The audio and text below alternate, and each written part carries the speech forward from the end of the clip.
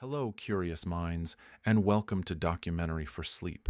If you've ever looked in the mirror and wondered why we, unlike our furry cousins in the mammal world, walk around with skin mostly bare, this episode is for you.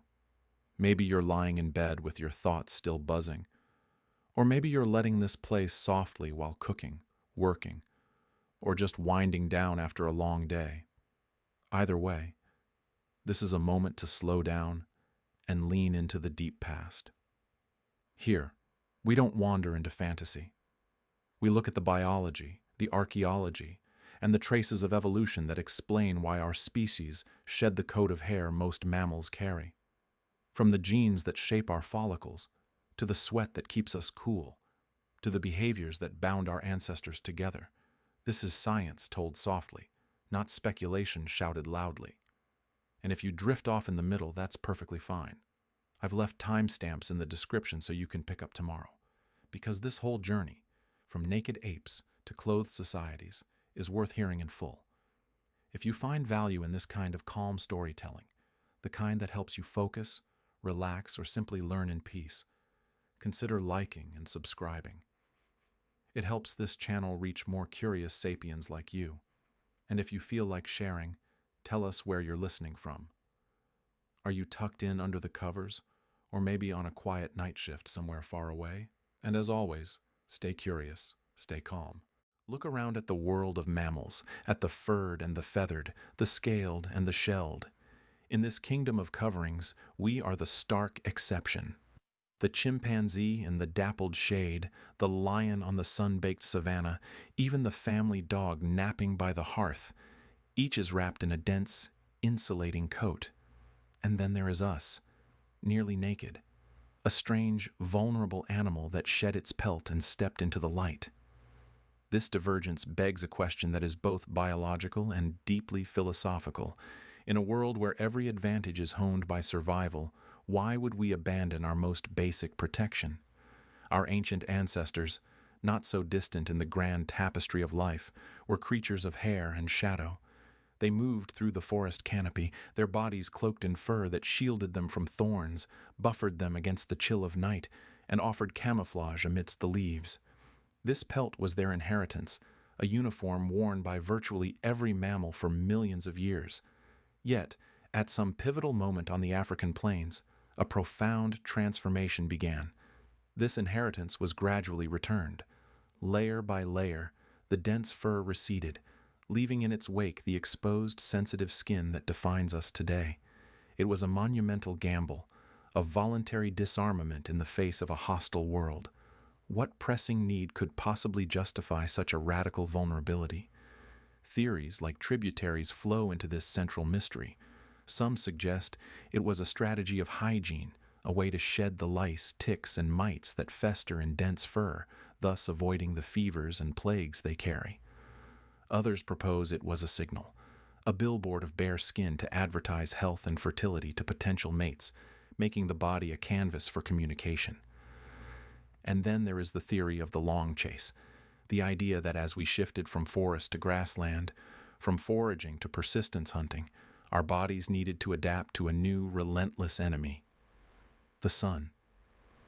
A thick coat traps heat, a death sentence for a creature running for hours under the equatorial glare.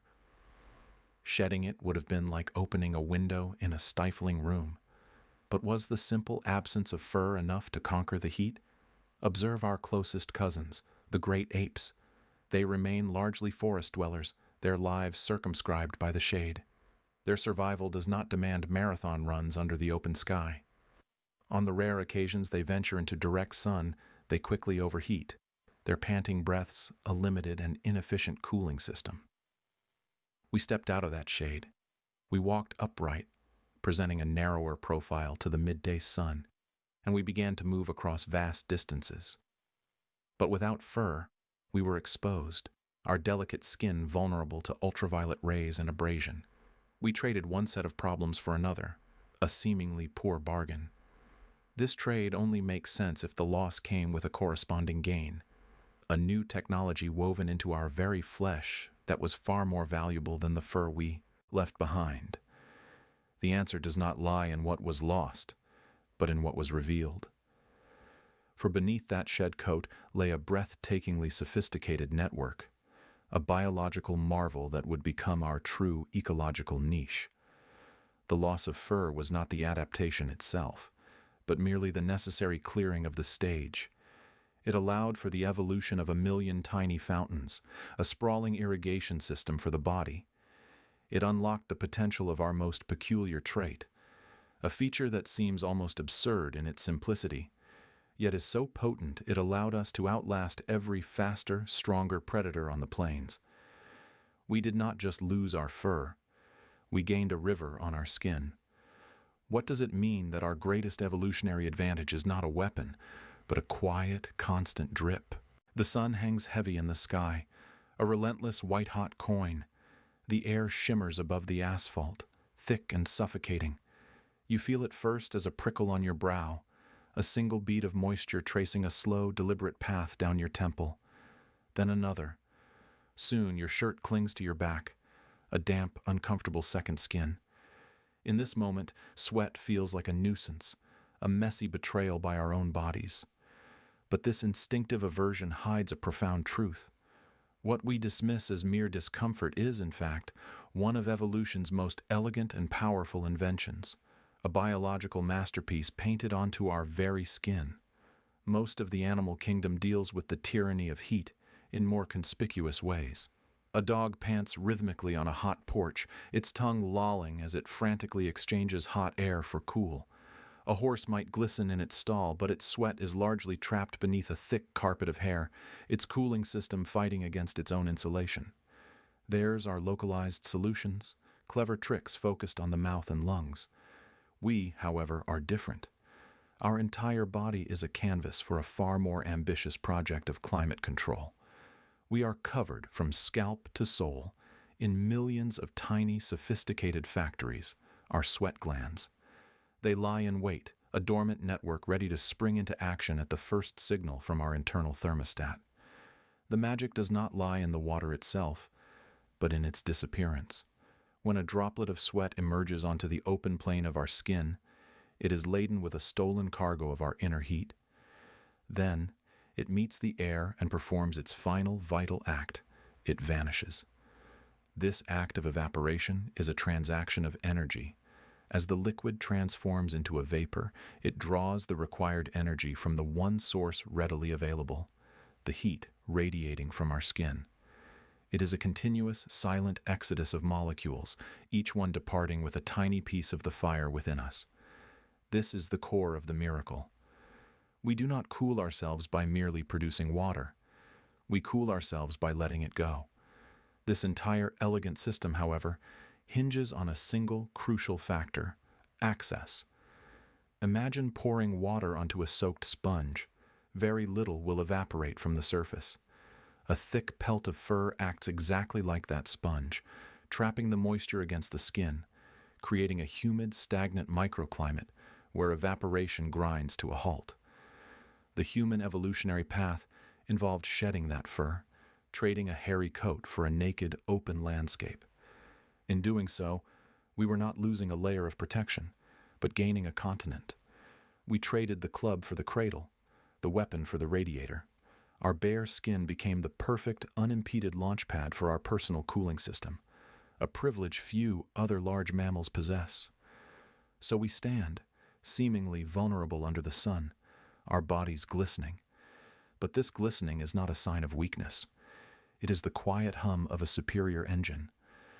While other creatures must pause in the shade, tongues, lolling, we can keep going.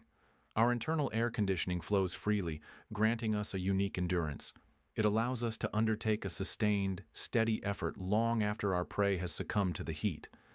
This ability to persist, to chase, to outlast, was this the true gift of our nakedness? Did our greatest vulnerability become the very thing that allowed us to walk and run to the ends of the earth? Imagine a sun-scorched plain. The air shimmers with heat, and the dust hangs heavy.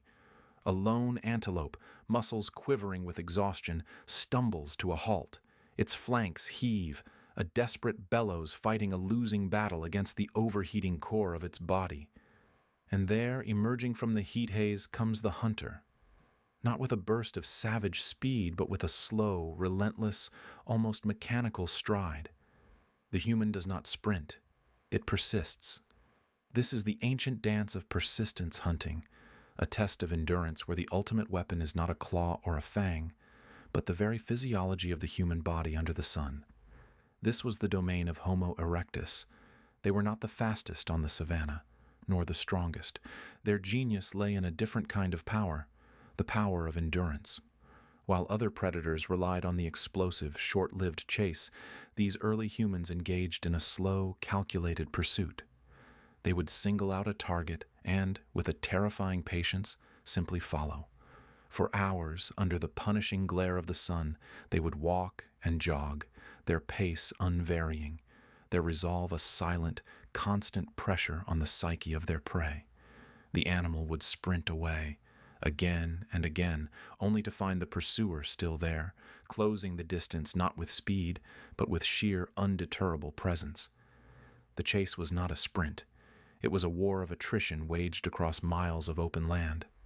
The secret to this strategy was a revolutionary cooling system. While other mammals are cloaked in fur, our ancestors embarked on a different evolutionary path. They traded a thick pelt for something far more efficient: millions of tiny sweat glands and a largely hairless skin. As the hunter ran, their body would unleash a flood of sweat across this vast surface area. The equatorial breeze, the very air heated by the enemy sun, then became an ally. As the moisture evaporated, it carried the stifling heat away from the body, a continuous, life-saving refrigeration. The human engine could keep running, its temperature regulated, while the animal ahead was slowly cooking inside its own fur coat. Consider the antelope. Its elegant coat, perfect insulation against the chill of night, becomes a deadly trap under the noon sun. It cannot sweat. To cool down, it must pant, a process that demands immense energy and is catastrophically inefficient while running. Each frantic sprint away from the stalking human generates a surge of metabolic heat that it cannot dissipate. Its body temperature soars, edging closer and closer to the fatal threshold of heat stroke. The human, meanwhile, glistens with sweat, a walking, breathing organism using the atmosphere itself as a radiator. We often think of predators as shadows in the night, but this hunter was a creature of the light, harnessing the day's greatest intensity as its primary tool. Even other endurance hunters, like wolves or wild dogs, operate differently. They are magnificent runners, built for distance, but they too are limited by their fur and a lack of full-body sweating. They must often time their chases to the cooler parts of the day. The human adaptation was unique, a total commitment to thermal regulation through evaporation. It turned our entire form into a specialized instrument for endurance under the sun. We became the only creature that could literally run its dinner to death in the heat of the day, a paradox where our apparent vulnerability, our bare skin, became our greatest strategic advantage. This victory, however, came with a cost. In casting off the furry cloak, we stood naked under the heavens. The same sun that empowered our chase now beat down directly upon our skin, and with it came an invisible, silent barrage, ultraviolet radiation. The very adaptation that made us masters of the midday hunt had exposed us to a new and insidious danger.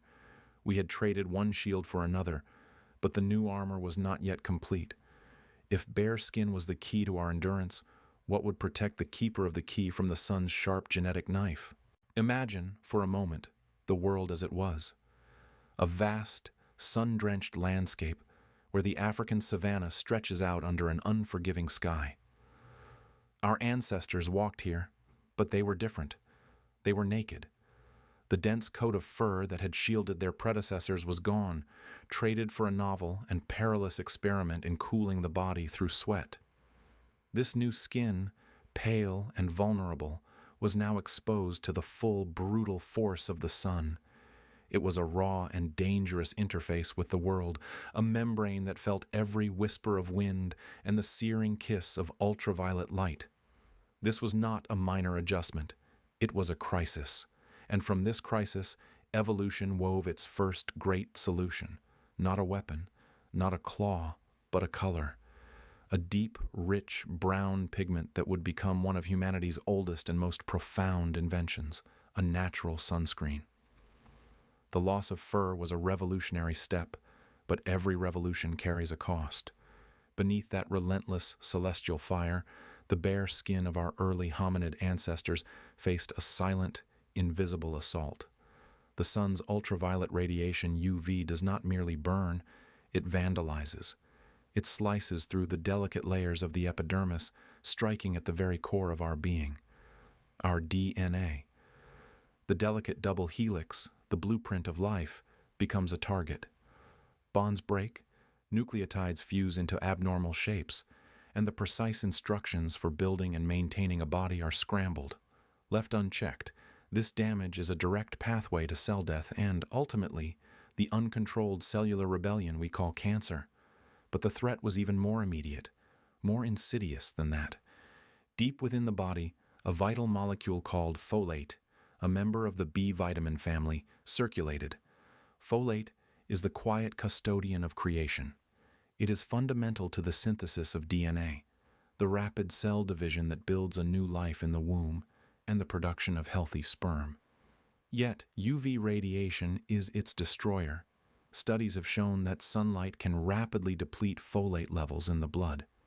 For a species whose evolutionary success was beginning to hinge on larger brains and more complex social structures, which require immense investment in each offspring, this was catastrophic. A population with crippled fertility and high rates of birth defects would be swiftly edited out of the genetic record. The sun, the very source of energy for the planet, was thus both a lifeline and a threat. Survival demanded a shield, and the body, in its infinite ingenuity, began to craft one from within.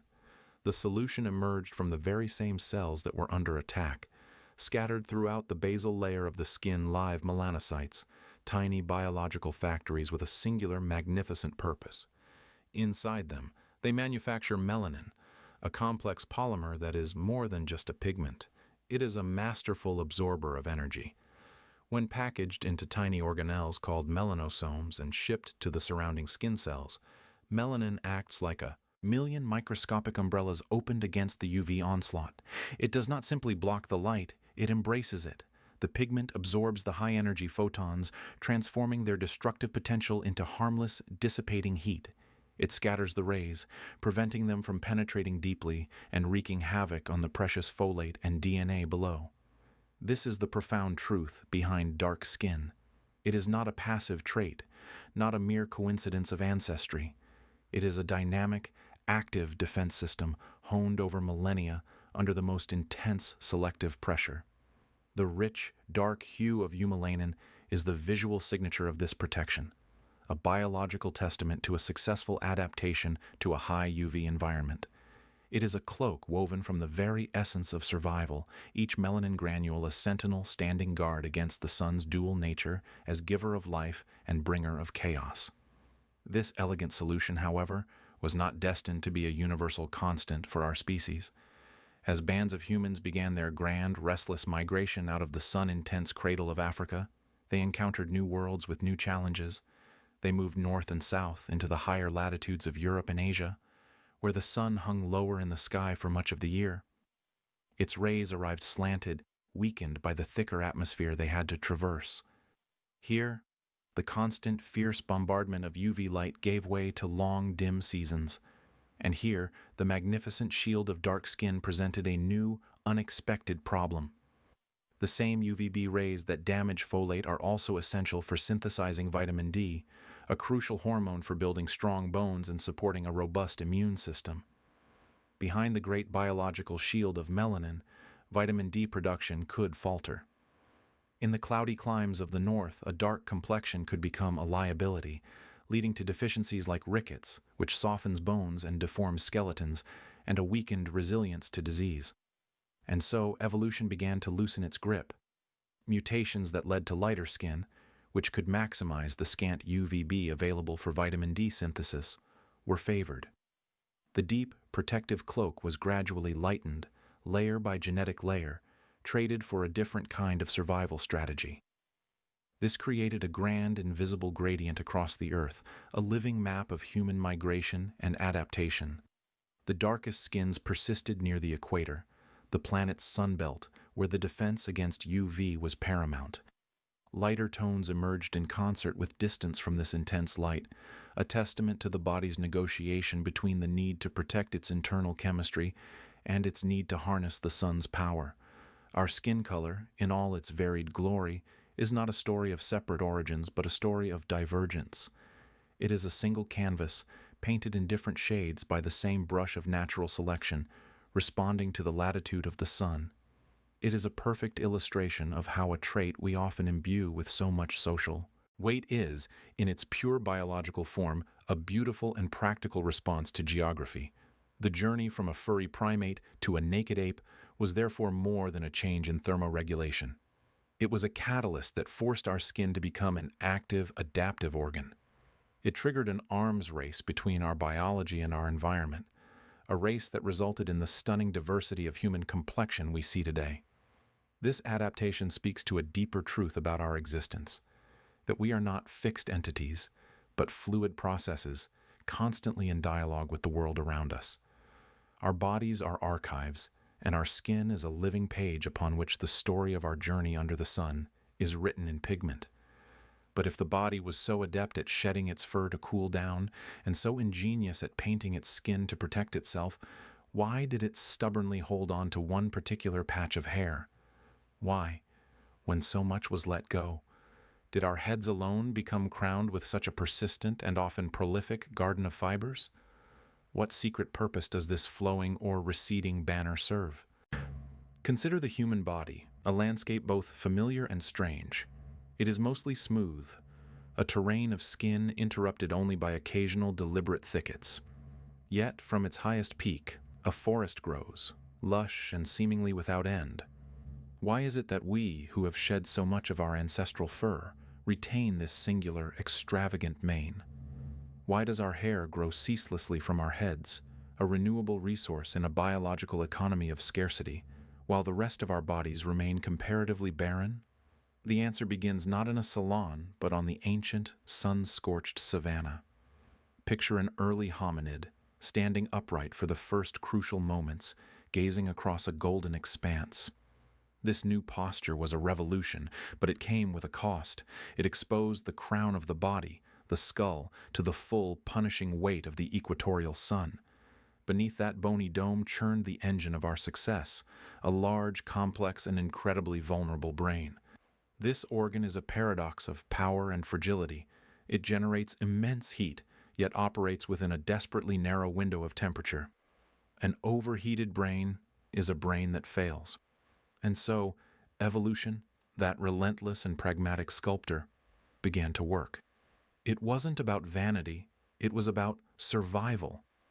The thick, matted fur of our primate cousins was traded for a more efficient cooling system, countless sweat glands.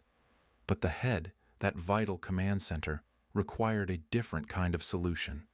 It needed protection. The hair that remained on our heads became a multifunctional marvel, a natural piece of adaptive technology. Each strand acts as a tiny insulator, a shield.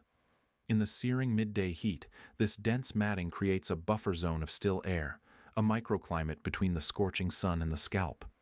It is a parasol, deflecting radiant energy and preventing the skull from becoming an oven. It slows the relentless journey of heat from the outside in. And when we sweat, this fibrous canopy helps to regulate the evaporation, preventing cooling from happening too rapidly and inefficiently. Conversely, when the temperature plummets under a starry desert sky, this same layer traps precious body heat, preventing it from rising uselessly into the vast, cold night. It is a thermal regulator, a cradle for consciousness. This evolutionary path sets us apart in a curious way. Look at our closest relatives, the great apes. Their bodies are blanketed in hair, a uniform coat. Their head hair, by comparison, is often unremarkable, simply a continuation of that pelt. But for humans, the equation flipped. As our body hair receded, our head hair did not just remain. It flourished, becoming more pronounced, more distinct. It transformed from mere insulation into a signal. It grew long, visibly and endlessly. It became a canvas. This was no longer just biology. It was becoming biography. Our hair became one of our first and most personal forms of adornment, a billboard for identity before the invention of language or art. Its texture, its length, its style, or lack thereof, could speak volumes about tribe, status, health, and individuality. It was a social organ long before it was a stylistic one. We don't just have hair, we wear it.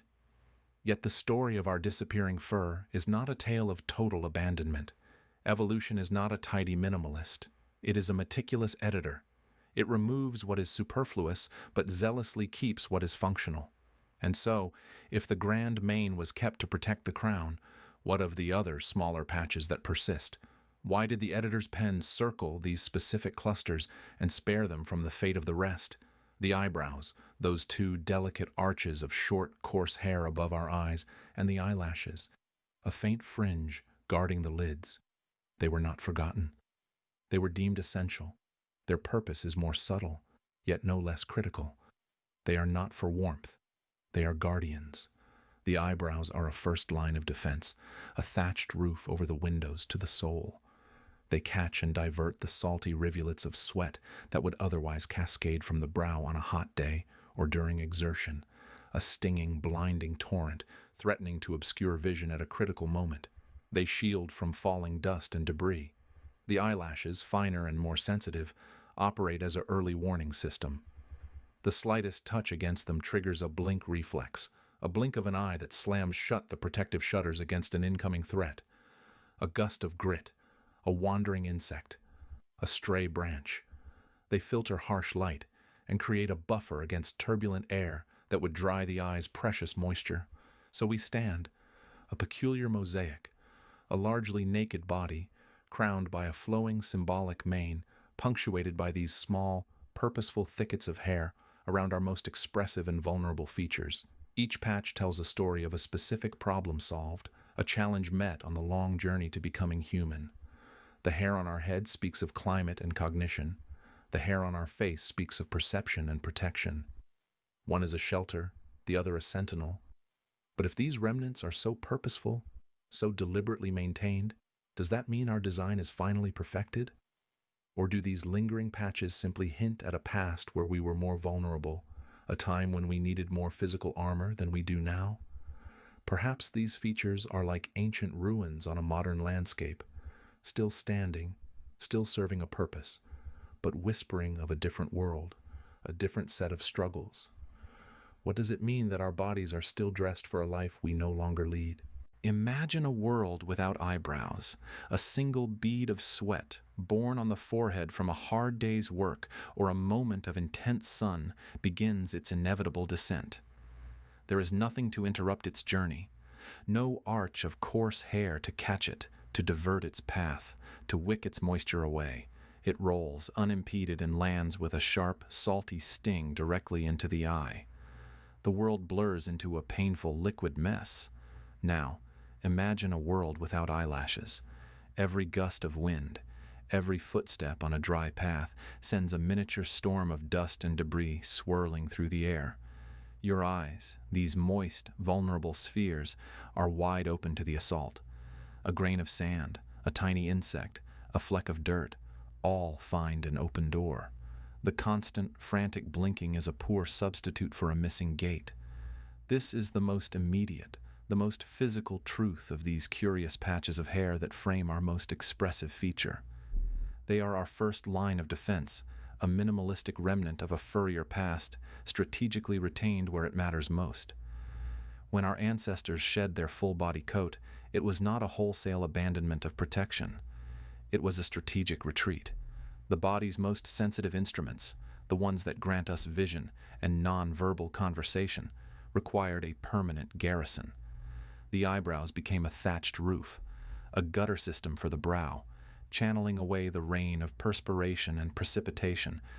The eyelashes became a fence, a delicate but effective barricade that triggers a blink faster than conscious thought at the slightest touch.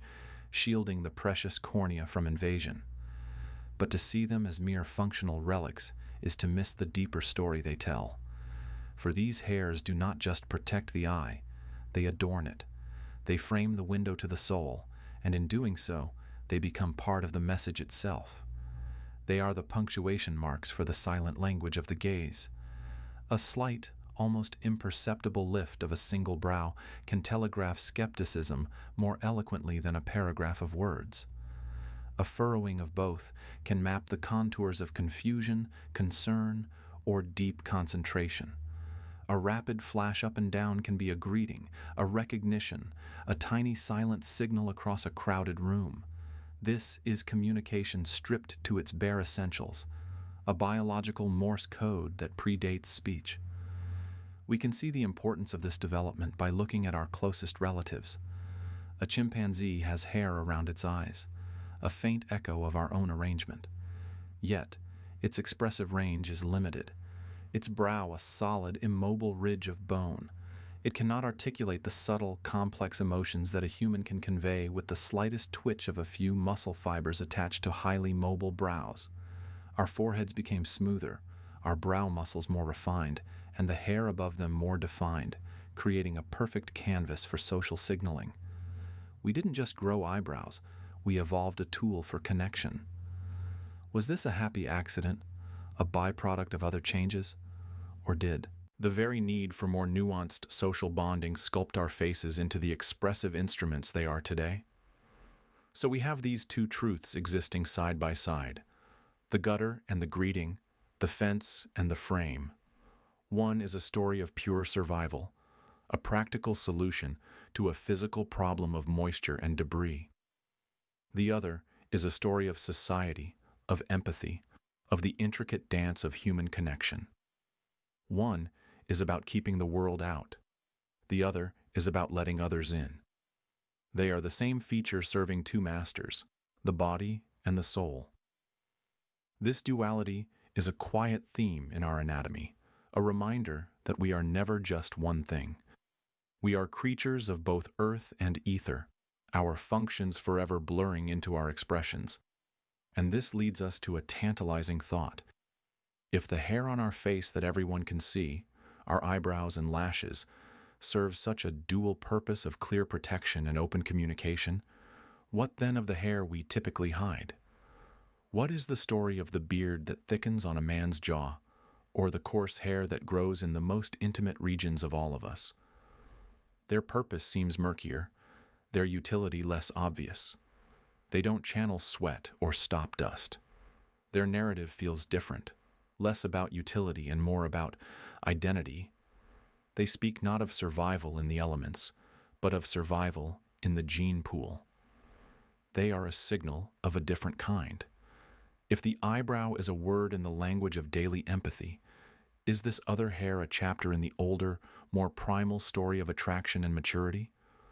What does it mean, then, that we cultivate one set of signals while we so often shave away the other?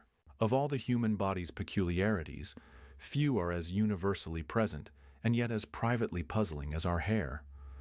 We are, for the most part, remarkably hairless apes, our skin laid bare to the sun and wind. Yet, in very specific and conspicuous places, we cultivate thick, coarse, and persistent gardens of the stuff. On the faces of men, it sprouts in a declaration of bristly individuality. In the hidden groves of both sexes, it grows in a dark, curling thicket. Why? If nature, in her infinite wisdom, saw fit to strip us of our furry coat, why did she leave behind these seemingly random tufts? What silent messages are these biological signposts broadcasting into the world? The story begins not with utility, but with allure. As our ancestors stood upright on the savannah, a new evolutionary force began to whisper, its voice growing steadily louder than the simple growl of survival. This was sexual selection. It is the reason a peacock drags behind him a magnificent, cumbersome tail of iridescent eyes, a flag that screams to predators but sings to potential mates. It is the reason a nightingale sings a complex and dangerous song, wasting precious energy. These are not traits for surviving the world, but for winning within it. They are advertisements, biological billboards proclaiming fitness, health, and desirable genes. And in the human animal, hair became one of our primary mediums for this advertisement. Consider the beard.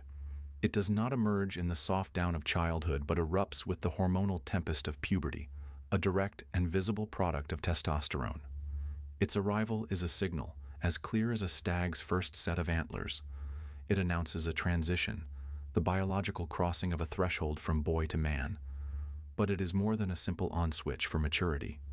Its very pattern, its thickness, its ability to grow full and lush.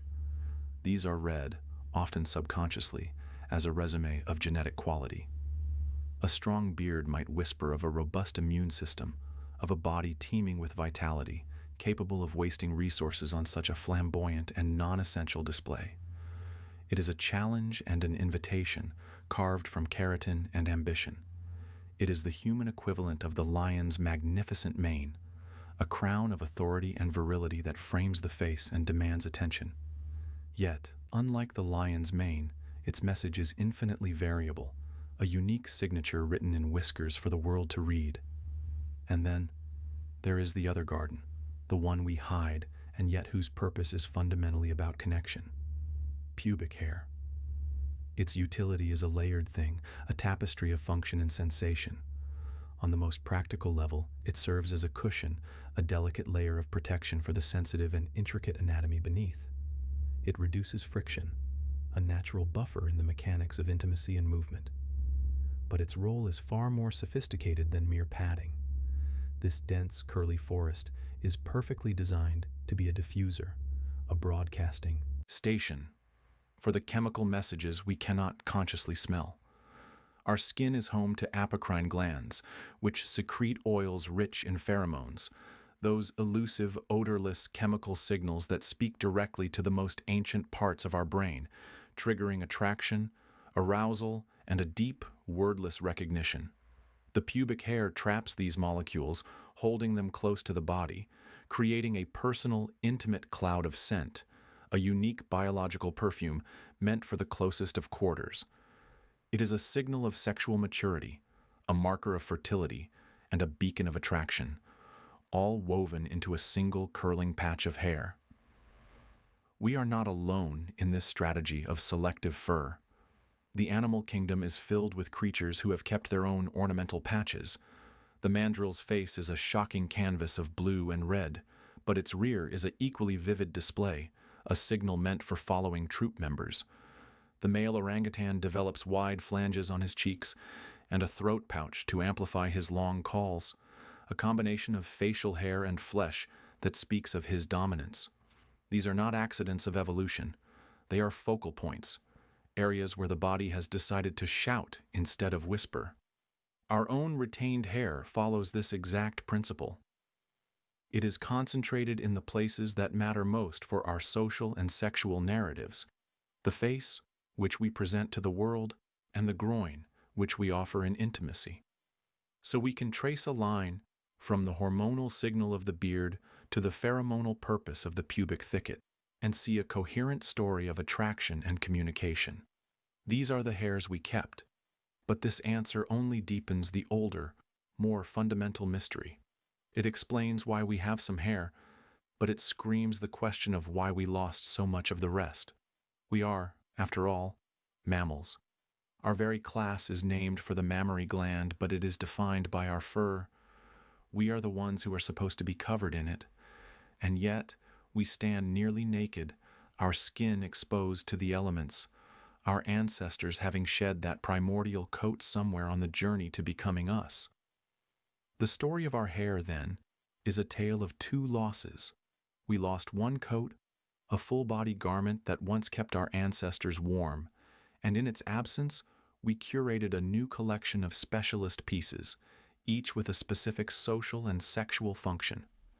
The beard and the pubic hair are not primitive holdovers. They are evolved innovations. They are the biological equivalent of turning a necessity into a virtue, of taking what was once purely practical and weaving it into the complex language of society. They are the clues we comb through, trying to understand the creature we became when we stood up and looked each other in the face and began to see more than just an animal. But if these patches are the hair we kept, what of the ghost of the hair we lost? Its memory is not gone. It flickers across our skin in moments of cold, or fear, or awe. We feel a chill, a shudder, and see the landscape of our arms and legs suddenly transform into a field of tiny mountains, each one a monument to a single strand of hair that is no longer there, raised by a muscle that now serves no purpose. This reaction is a fossil, etched into our flesh, a whisper from a time when we were furrier, when a puff of air or a shadow of danger would make us look bigger, more intimidating, more insulated against the world. What story does that ghostly sensation tell? What ancient version of ourselves is still trying to speak through the silent language of goosebumps? The chill hits you first, a sudden draft from an open window. Or perhaps it's the shadow that moved just at the edge of your vision, the creak of a floorboard in a silent house. It begins not as a thought, but as a sensation, a tightening of the skin, a subtle electric ripple across the surface of your arms, your neck. Then they appear, tiny pale mountains rising from a forgotten landscape. Goosebumps. In that moment, your body is performing an ancient ritual, a rite written in a language of flesh and nerve that predates memory itself. It is a reflex, automatic and unthinking, a command issued from the most primal parts of your brain. You feel cold, you feel fear, and your skin responds with this silent, physiological poetry. Yet for all its dramatic flair, the performance is curiously hollow. The hairs on your arms stand at attention, but they salute an empty field. They prepare for a battle that was fought and won, or lost eons ago. What is this ghost of a feeling? Why does this echo of a response, so vivid and yet so utterly futile, persist within us? This phenomenon, this piloerection, is a fossil, not buried in stone, but etched into the very fabric of our being. It is a relic bequeathed to us by ancestors who were cloaked in a world we can scarcely imagine. For them, this reflex was not poetry, it was pragmatism. In the deep cold of a prehistoric night, a thick pelt was the difference between life and death. When the temperature plummeted, a signal would fire, and a vast army of tiny muscles at the base of each hair would contract. Each erected hair would trap a thin, insulating layer of air against the skin, a personal atmosphere of warmth. The body would puff up, its natural insulation suddenly made more effective. It was a biological sweater, knitted in an instant. But the same mechanism served another, more dramatic purpose. Confronted by a rival, a predator, a sudden threat, the body would perform the same act. The animal would arch its back, and its fur would erupt into a bristling mane of aggression. A cat transforms into a spectacle of fluff and fury, a creature seemingly twice its original size. A porcupine becomes a walking fortress of sharpened quills. This was theater, but theater with the highest stakes.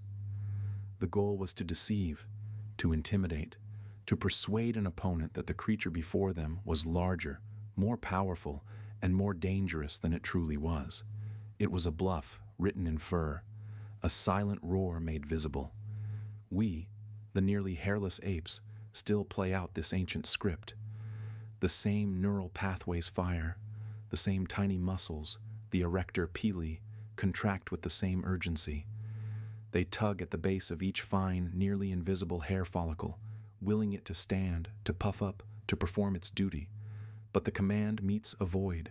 The lush forest is gone, leaving behind only scattered saplings. Our body prepares for a grand performance. The stage is set, the lights dim, but the lead actor, the thick coat of fur, has long since left the theater. We are left with the sensation, the intention, the memory of the act, but not its substance. We get the chills without the warmth. We get the fear without the formidable silhouette. It is a memory our skin insists on recalling, a habit the body cannot seem to break. This leaves us with a profound and puzzling question. Evolution is often brutally efficient, pruning away what is not useful. Why then has this seemingly useless reflex endured? The machinery is still there, maintained at some metabolic cost, faithfully executing a function that now achieves almost nothing. The answer must be that the reflex itself is not the story. It is merely the scar. The real story is the loss of the coat it was meant to control. Letting go of that full-body fur must have conferred such an enormous advantage that it outweighed the loss of its benefits. The warmth, the protection, the intimidation. The scar remained, but the wound healed into a feature that defined us. What incredible pressure could have compelled our ancestors to shed their warm, protective second skin? What new advantage was so potent that it was worth shivering in the cold, worth losing the ability to puff up into a fearsome display? The answer might lie not in the grand, dramatic struggles of claw and tooth, but in a far smaller, more insidious world, a world of relentless, invisible armies. What if the true enemy was not the saber-toothed cat in the open field, but the tiny, crawling parasite in the nest of fur? What if the price of that warm coat was an endless, itchy, debilitating infestation of lice, ticks, and fleas, each one a potential vector for disease and weakness? Could the victory of the naked ape be not a matter of strength, but a matter of sanitation? Perhaps we traded the club for a scalpel, exchanging brute force for biological hygiene. The loss of the fur would have been a catastrophic vulnerability in the short term, forcing us to master fire, to craft clothing, to rely on our wits and our social bonds for survival. But in the long term, it may have been a stunning strategic retreat that won a much larger war. By shedding our furry coats, we evicted an entire ecosystem of pests and the deadly pathogens they carried. We became a less hospitable landscape for disease. This shift might have been a crucial, unheralded step on the path to becoming human, pushing us toward technological and social innovation to compensate for our nakedness. So the next time a chill runs down your spine and your skin erupts into that familiar phantom landscape, consider it. It is more than just a curiosity. It is a whisper from a hairier, more vulnerable past.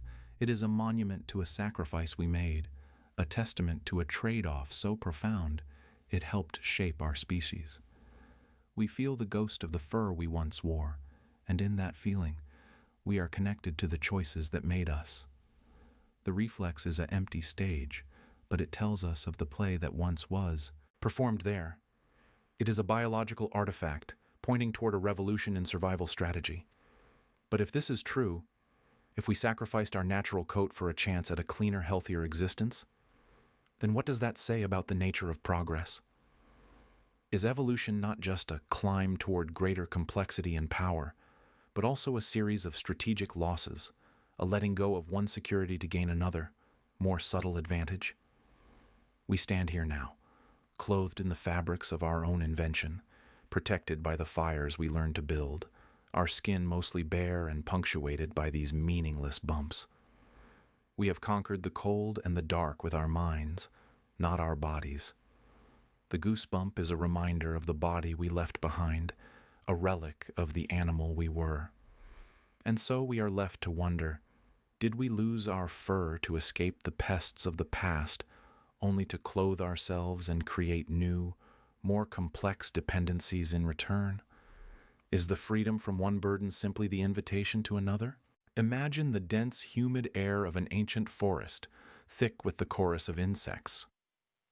Under the canopy, a community of our early ancestors huddles together for warmth and safety.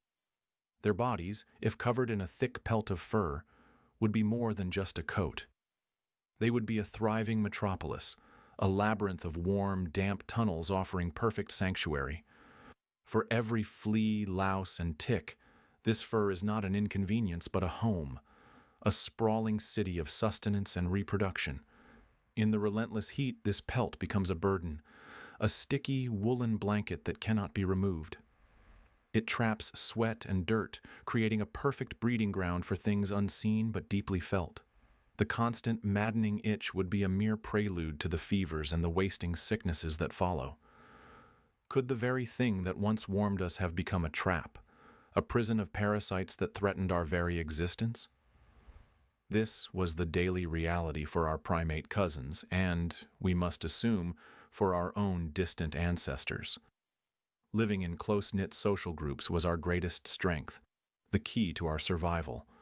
It allowed for the sharing of food, the nurturing of young, and defense against predators.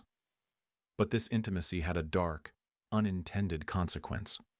Proximity is a highway for parasites. A simple grooming session, a night spent huddled in a shared nest, a moment of comforting touch. Each could be a vector for transmission. A single infested individual could, within days, become an outbreak. In a world without medicine, a parasite was not a minor annoyance. It was a potential death sentence, a slow drain on vitality that could tip the balance between life and death for an entire troop. The struggle was constant and inescapable. The evolutionary solution that emerged was not a stronger immune system or a new behavior, but something far more radical, a dramatic shedding. Over millennia, we lost the majority of our body hair. This was not a mere style choice made by nature. It was a profound strategic shift. By sloughing off this dense fur, we were essentially burning down the parasitic city.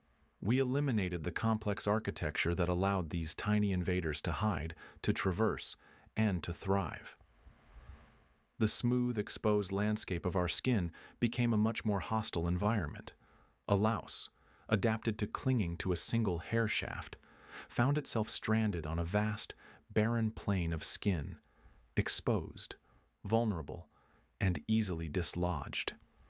This single change would have drastically reduced the incidence of parasite-borne diseases, a silent victory in an ancient war. We can still see the echoes of this ancient battle fought by our hairy relatives.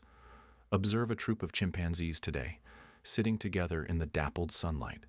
Their activity is not one of idle affection. It is a critical, life-sustaining ritual.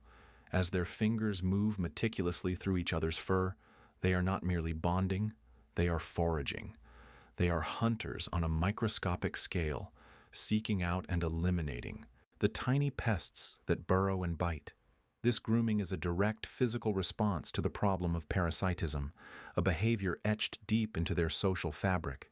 Is our own preoccupation with hair, then, a distant echo of this primal need?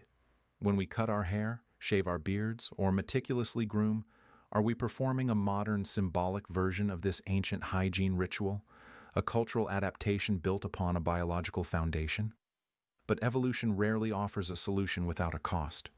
In shedding our fur to rid ourselves of unseen threats, we exposed ourselves in an entirely new way. Our skin, now naked to the world, became a canvas. It became a billboard for our internal state, a clear window into our well-being and our emotions. The flush of embarrassment, the pallor of sickness, the sheen of sweat from exertion or fear, all of it was now on display. We traded the hidden world of parasites for the transparent revelation of our own bodies. We gained a measure of health. But did we also lose a layer of privacy? The blush of a cheek, the goosebumps on an arm, the pallid hue of illness, these became silent, unavoidable communications. In our effort to become less hospitable to outsiders, did we make ourselves more readable and perhaps more vulnerable to each other? If our skin became a canvas, then what story does every blush, every scar, and every bead of sweat tell? Our skin is not merely a boundary, a simple container for the self. It is a living, breathing canvas, perpetually broadcasting the silent, intricate opera of our inner world. Consider the last time you saw a friend's face flush with sudden embarrassment, a wave of crimson rising from the neck to the hairline, an involuntary confession of a stumbled word or a social misstep. Or recall a moment of alarm, seeing the blood drain from a loved one's cheeks, leaving behind a pallid, waxy mask that speaks of pain or illness long before any words are formed. These are not minor physiological quirks. They are a profound, ancient language written in the pigment and pulse of our bare skin, a language we have all inherited the ability to read. This biological honesty was not a luxury in the deep time of our origins. It was a cornerstone of survival. Imagine a small band of early humans, their world a tapestry of immense opportunity and constant lurking danger. In such a society, trust and cooperation were currencies more valuable than any tool. The ability to instantly and accurately gauge the emotional state and physical well-being of those around you was not a social skill. It was a vital instinct. A flicker of fear in a companion's eyes, the angry reddening of a rival's face, the sickly gray hue of illness on a tribesmate's skin. These were critical data points. They allowed the group to anticipate conflict, to offer care, to forge alliances, and to avoid threats. To see fear was to prepare for flight. To see rage was to prepare for fight. To see sickness was to perhaps distance oneself from contagion. In the silent, watchful world of our ancestors, the body could not afford to tell lies. Its naked truth, displayed on the only screen available, the skin, was what kept the community cohesive and alert. Beneath the surface, this screen is governed by a complex orchestra of biological processes, a dance of blood, oxygen, and chemistry that we have learned to interpret intuitively. When embarrassment or anger flares, it is the autonomic nervous system seizing control, commanding blood vessels near the skin's surface to dilate in a process called vasodilation. This surge of blood is a visceral, heat-filled response, painting a clear, honest signal of heightened emotion for all to see. Conversely, in moments of terror, shock, or physical ailment, the body executes a different command. Blood is pulled away from the periphery, shunted urgently toward the core to protect vital organs in a primal act of self-preservation. This vasoconstriction leaves the skin cool and pale, a stark, silent alarm bell ringing in the absence of color. It is a signal of vulnerability, a withdrawal from the world that is as communicative as any shout. Even our general health is chronicled here. The rich glow of good circulation, the sallow tint of a liver struggling, the bluish hint of oxygen deprivation at the lips and fingertips. Our skin is a daily diagnostic chart, a living manuscript of our internal state. This system of open communication offers a stark contrast to the world of most other mammals, our evolutionary cousins. Observe a chimpanzee in a moment of agitation or a wolf in a state of fear. Their emotional states are often shrouded, hidden beneath a thick blanket of fur. A rapid heartbeat might be felt, but it is rarely seen. A flush of adrenaline is almost entirely concealed from view. This obfuscation has its advantages in the wild, allowing for a greater degree of deception or the masking of weakness from predators and rivals. Humans, by choosing a different path, by becoming the naked ape, sacrificed that particular form of camouflage. In its place, we gained something arguably more powerful: radical transparency. We turned our bodies into open books, our skin into a clear window. This was a monumental evolutionary gamble, trading the club of hidden strength for the cradle of open connection. It transformed every social interaction into a potential exchange of vital information, fostering empathy on a level likely impossible if our emotional currents remained buried and unseen. We became walking, talking mirrors, reflecting our truths to one another, building societies not just on spoken promises, but on the unspoken, undeniable truths written on our flesh. And yet, this profound story of skin and signal is only the first layer of the narrative. For this system of visual honesty required a final, crucial adaptation to become truly effective, a way to ensure that these signals were not just broadcast, but that they were seen and correctly interpreted. The subtle pale of illness, or the quick flush of anger on a face, would be meaningless if others could not easily discern the direction of our gaze, if they could not follow our focus to understand the source of our fear or the object of our rage. The body's brilliant, honest display needed a spotlight. What evolutionary innovation could possibly ensure that our most fleeting glances, our shifts in attention, our focus of awe or terror, would be unmistakably clear to anyone watching? Look into the eyes of a dog. There is loyalty there, perhaps, or a simple, earnest joy. But can you tell precisely what it is looking at? The dark iris floats in a sea of darker sclera, a camouflaged island in a shadowed pool. Its gaze is an enigma, a private thought you are not invited to share. Now, meet the eyes of another person. In an instant, you know. A flicker to the left, a glance upward, a subtle narrowing. Each movement is a clear signal, a sentence written in the silent language of attention.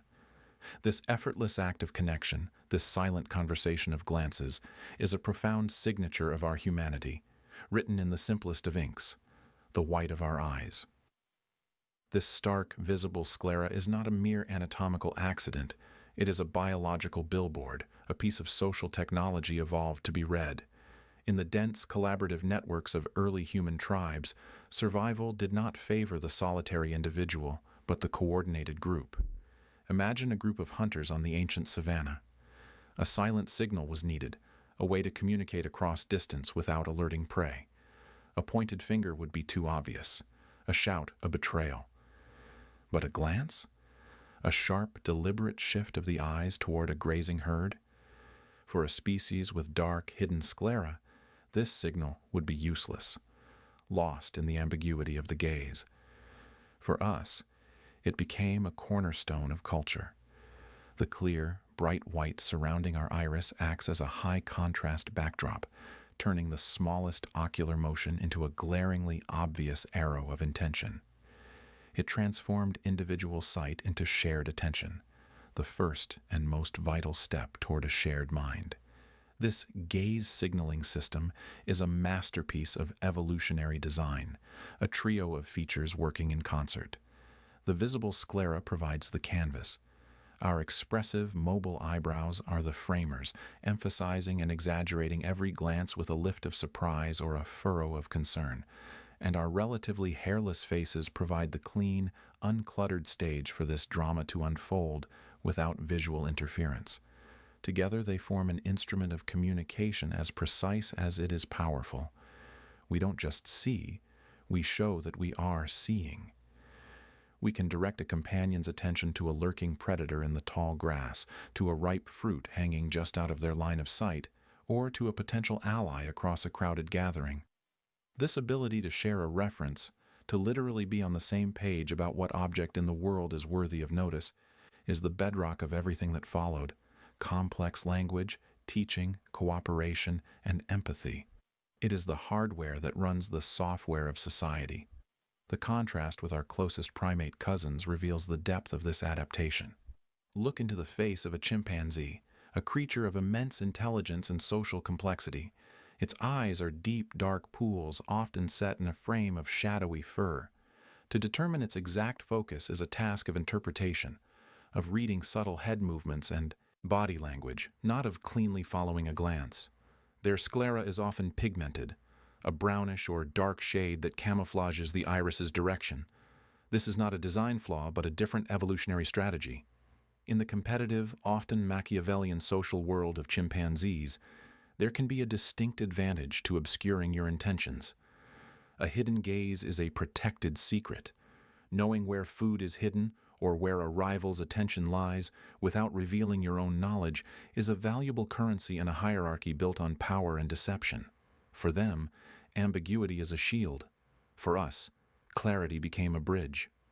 Our unique visible sclera suggests an evolutionary pivot toward a different kind of society, one where cooperation trumped deception as the primary path to success. It hints at a species that began to trust, that found more value in sharing the world through a common lens than in hoarding knowledge for private gain. This biological shift likely co-evolved with our burgeoning social structures, each reinforcing the other. The ability to easily follow a gaze made collaboration in hunting and gathering more efficient, which in turn placed a higher premium on individuals who were better at this new visual language. We became exquisitely sensitive to the slightest ocular cues, our brains wired to detect the direction of a gaze from infancy, building a theory of other minds upon the foundation of a white, visible sclera. Yet this very trait that connects us also leaves us uniquely vulnerable. Our eyes are windows, but windows can be looked into as well as out of.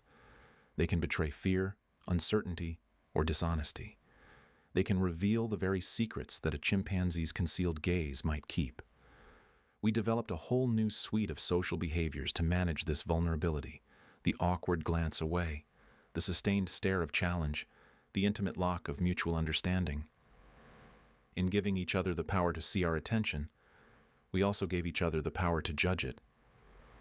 We traded the safety of obscurity for the power of connection, a gamble that would ultimately allow us to build civilizations, but would also open us to new forms of social friction and pain.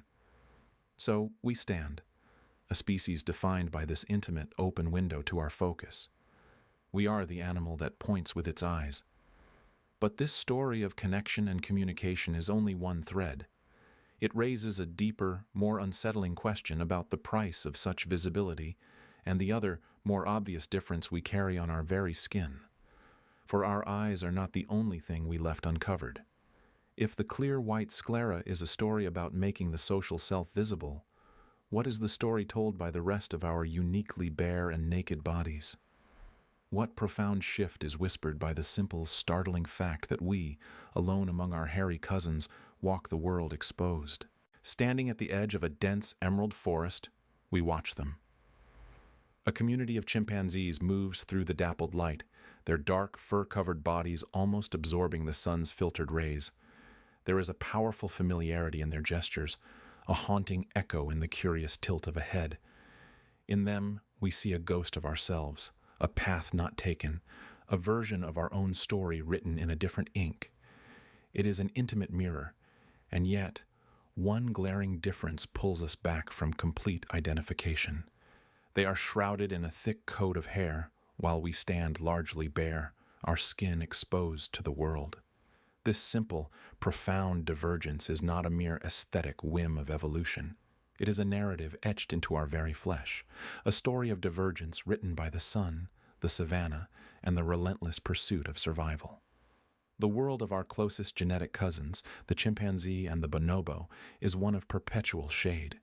Their existence is framed by the towering canopy of the rainforest, a world where the sun is a fragmented presence, a series of shifting coins of light on a forest floor. Here, a dense coat is not a luxury, it is a necessity. It is a shield against thorns, a blanket in the cool, damp nights, a barrier against insects, and a layer of camouflage in the play of light and shadow. Their fur is their home, a portable environment tailored to the specific demands of the arboreal life. It is a perfect adaptation, a testament to evolution's genius for crafting a creature perfectly suited to its niche. To see them in this context is to understand that their hair is not a primitive holdover, but a sophisticated tool for living. So why did we, who share so much of their blueprint, willingly surrender ours? Our story veered away from the forest's embrace. Our ancestors stepped out from the tangled underworld of branches and onto the vast, open plains of the savanna.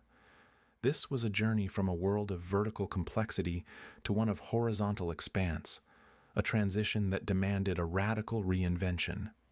The savanna offered new opportunities, wide open spaces for running, herds of grazing animals to pursue, but it also presented a brutal new set of challenges. The most immediate and oppressive was the sun. Under its relentless, unforgaze, the very trait that was an advantage in the forest became a crippling liability. A thick pelt, once a protector, became a furnace, trapping heat and threatening to cook its wearer from the inside out. The imperative was no longer insulation from cold, but liberation from heat. The solution was a dramatic act of biological undressing. Over millennia, we shed our fur. This was not a single event, but a slow, inexorable process where those born with less hair and more of the crucial sweat glands that lay beneath held a distinct advantage. They could run farther, hunt longer, and think clearer in the searing heat while their furrier companions succumbed to exhaustion and overheating.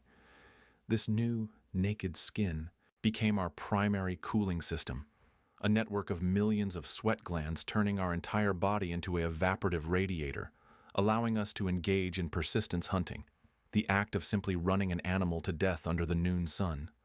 Our hair did not vanish completely. It retreated, perhaps becoming finer, a whisper of its former self, leaving our skin to become the new frontier of our interaction with the world. Was this loss of fur, then? Not a loss at all, but the gaining of a superior technology? But the story is deeper than mere thermoregulation.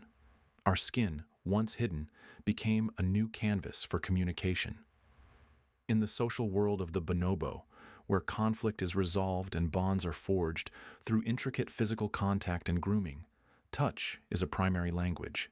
They use their fingers to comb through each other's fur, not just for hygiene, but for diplomacy, for comfort, for cementing alliances. We, having lost that dense layer, gained a new sensitivity. Our skin became more receptive, a direct conduit to our nervous system. A gentle touch, a reassuring hand on a shoulder, the flush of embarrassment, the goosebumps of fear or awe, these became silent, powerful signals. We could communicate subtleties of emotion that might be lost in a thicket of hair. Our faces, now largely bare, became billboards of intention and feeling, with every micro-expression of the eyes and lips visible from a distance. Did the loss of our fur force us to become more empathetic, more attuned to the silent language of the body, ultimately making us more deeply social creatures? Yet, as we ponder our own hairless journey, a curious fact emerges. We are not alone in our nakedness. Look to the giants of the savanna, the elephant, whose wrinkled, sparse-haired skin is a masterpiece of thermal regulation and moisture retention. Consider the denizens of the deep, the whale and the dolphin, who traded fur for a sleek layer of blubber, an adaptation for streamlined speed and warmth in a cold, aquatic world. In each case, the loss of hair was not an accident, but a strategic adaptation to a specific and demanding environment. Their parallel stories suggest that nudity is not a uniquely human trademark, but a convergent evolutionary solution, a different answer to a different environmental question. The elephant's skin and the dolphin's blubber are their versions of our sweat glands, each a brilliant, bespoke invention for survival. If we see our bare skin not as a lack, but as a specialized tool, just like the elephant's trunk or the dolphin's sonar, then what other human traits might we be misinterpreting as deficiencies instead of deliberate evolutionary designs? This realization humbles our anthropocentric view. Our nakedness links us not only to our primate past, but to a broader tapestry of life that has repeatedly found elegance in simplicity. The chimpanzee, cloaked in its dark fur, is perfectly adapted to its world, just as we are to ours. The difference is not one of superiority, but of divergent paths taken. We stand bare under the same sun that filters through their forest canopy, each of us a testament to life's relentless, inventive will to persist. So, if our skin is indeed a map of our past, charting our journey from forest to plain, does its very sensitivity, its ability to feel the slightest breeze or the warmth of another's hand, also make it a map of our future, a constant physical reminder of our profound and vulnerable connection to a world that shaped us? And if our bodies are such eloquent records of the environments we left behind, what other forgotten journeys are written in the silence of our bones? The African sun does not ask permission. It simply is. A relentless, radiant presence that sculpts the land and dictates the terms of existence. On the vast golden savanna, under this immense and unforgiving dome of blue, every advantage is weighed, every adaptation a matter of life and death. Here, we find our own ancestors, walking a path that would forever separate them from the forest's shade. And here, we imagine a pivotal shift, a slow, deliberate shedding of a primal inheritance. The fur that once meant warmth and protection became, in this new world, a liability, a winter coat worn in a permanent summer.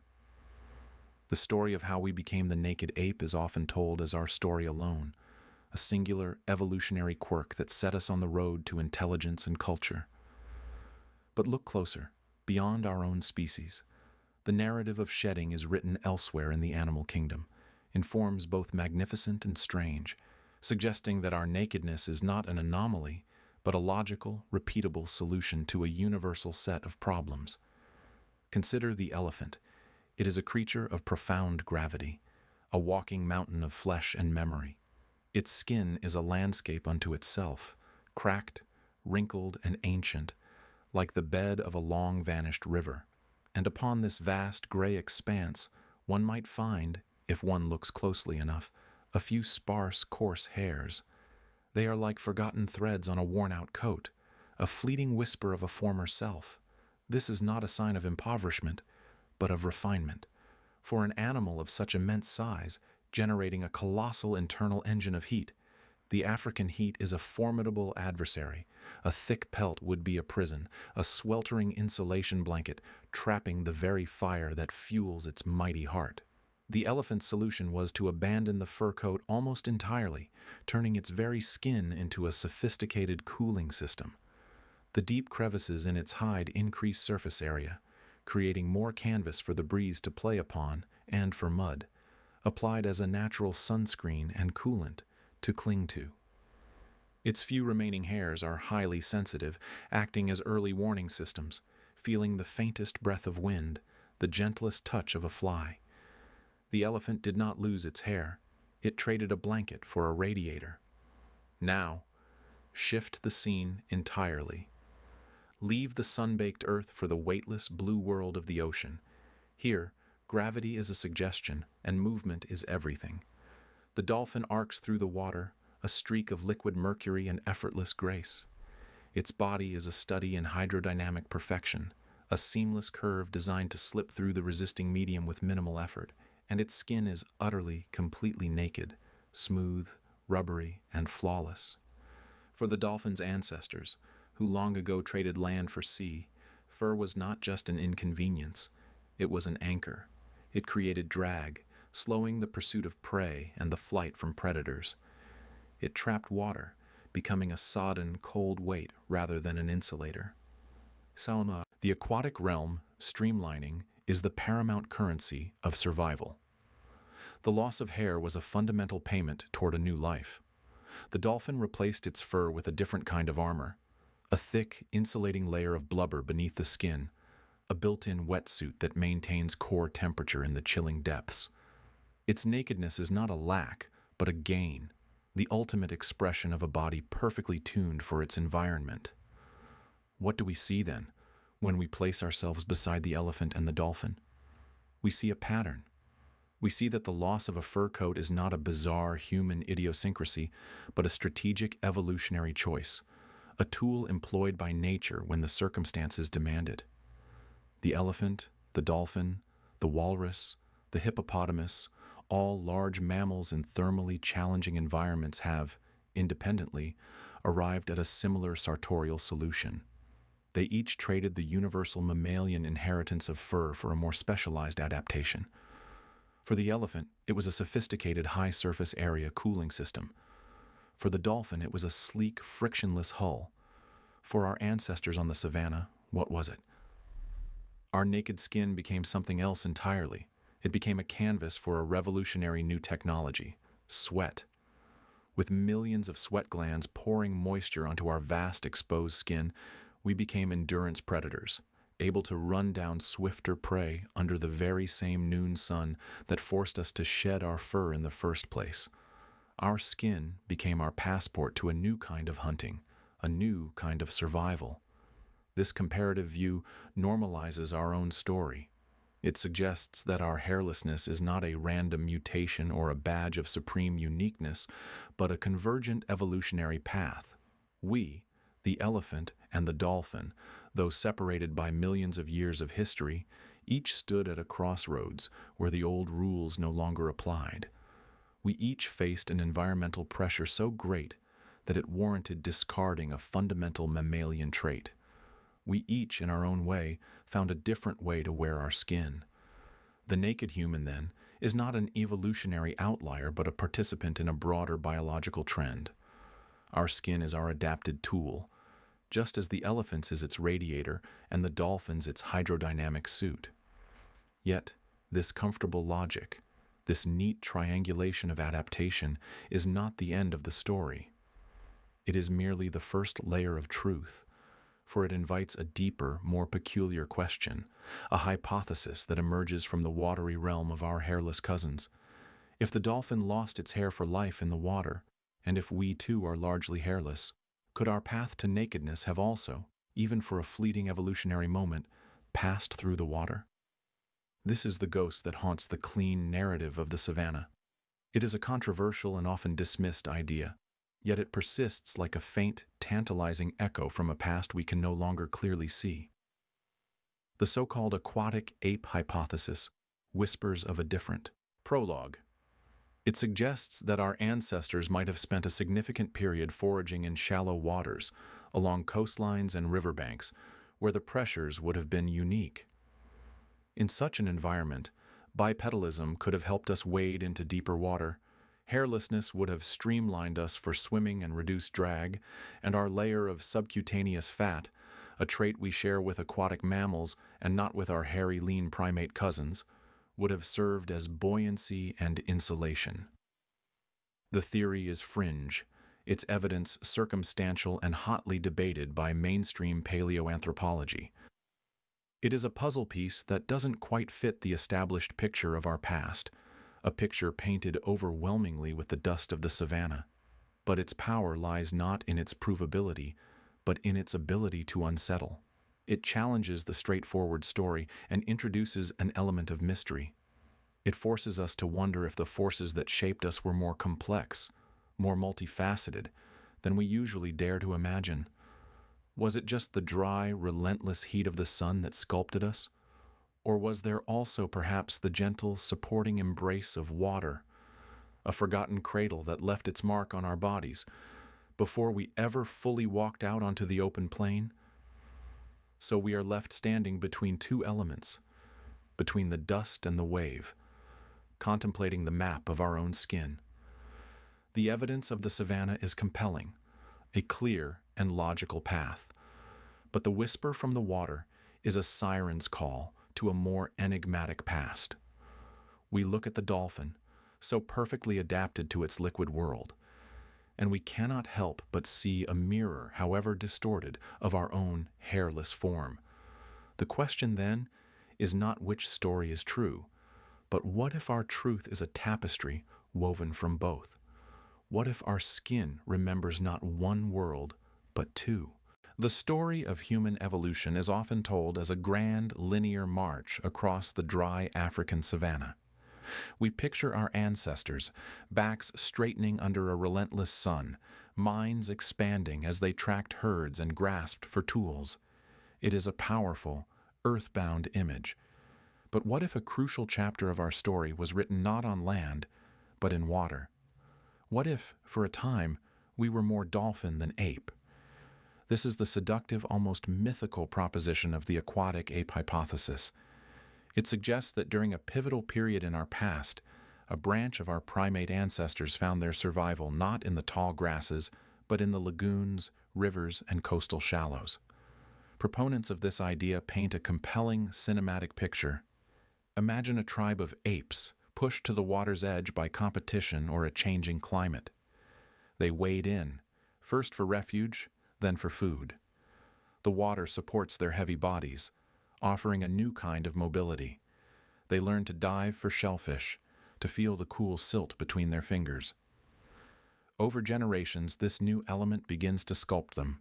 Body hair, a drag in the water, becomes a disadvantage. Natural selection favors the smoother, more streamlined. A layer of subcutaneous fat develops beneath the skin, a wetsuit of our own making to provide buoyancy and insulation in the cool water. Even our upright posture, the theory proposes, was an adaptation for wading into deeper currents, keeping our heads above the surface to breathe. In this narrative, we are not just apes who stood up. We are apes who took the plunge. It is a profoundly beautiful story. It connects us to the element that covers most of our planet, offering an elegant, unified explanation for the very things that make us strange among primates: our nakedness, our fat, our strange relationship with water. Human babies instinctively hold their breath and paddle. We shed emotional tears, a trait shared by no other land animal. Could these be echoes of an aquatic past? The idea feels intuitive, almost spiritual. It suggests that our longing for the ocean, our sense of peace beside a lake, might be a genetic memory, a ghost of a habitat we once called home.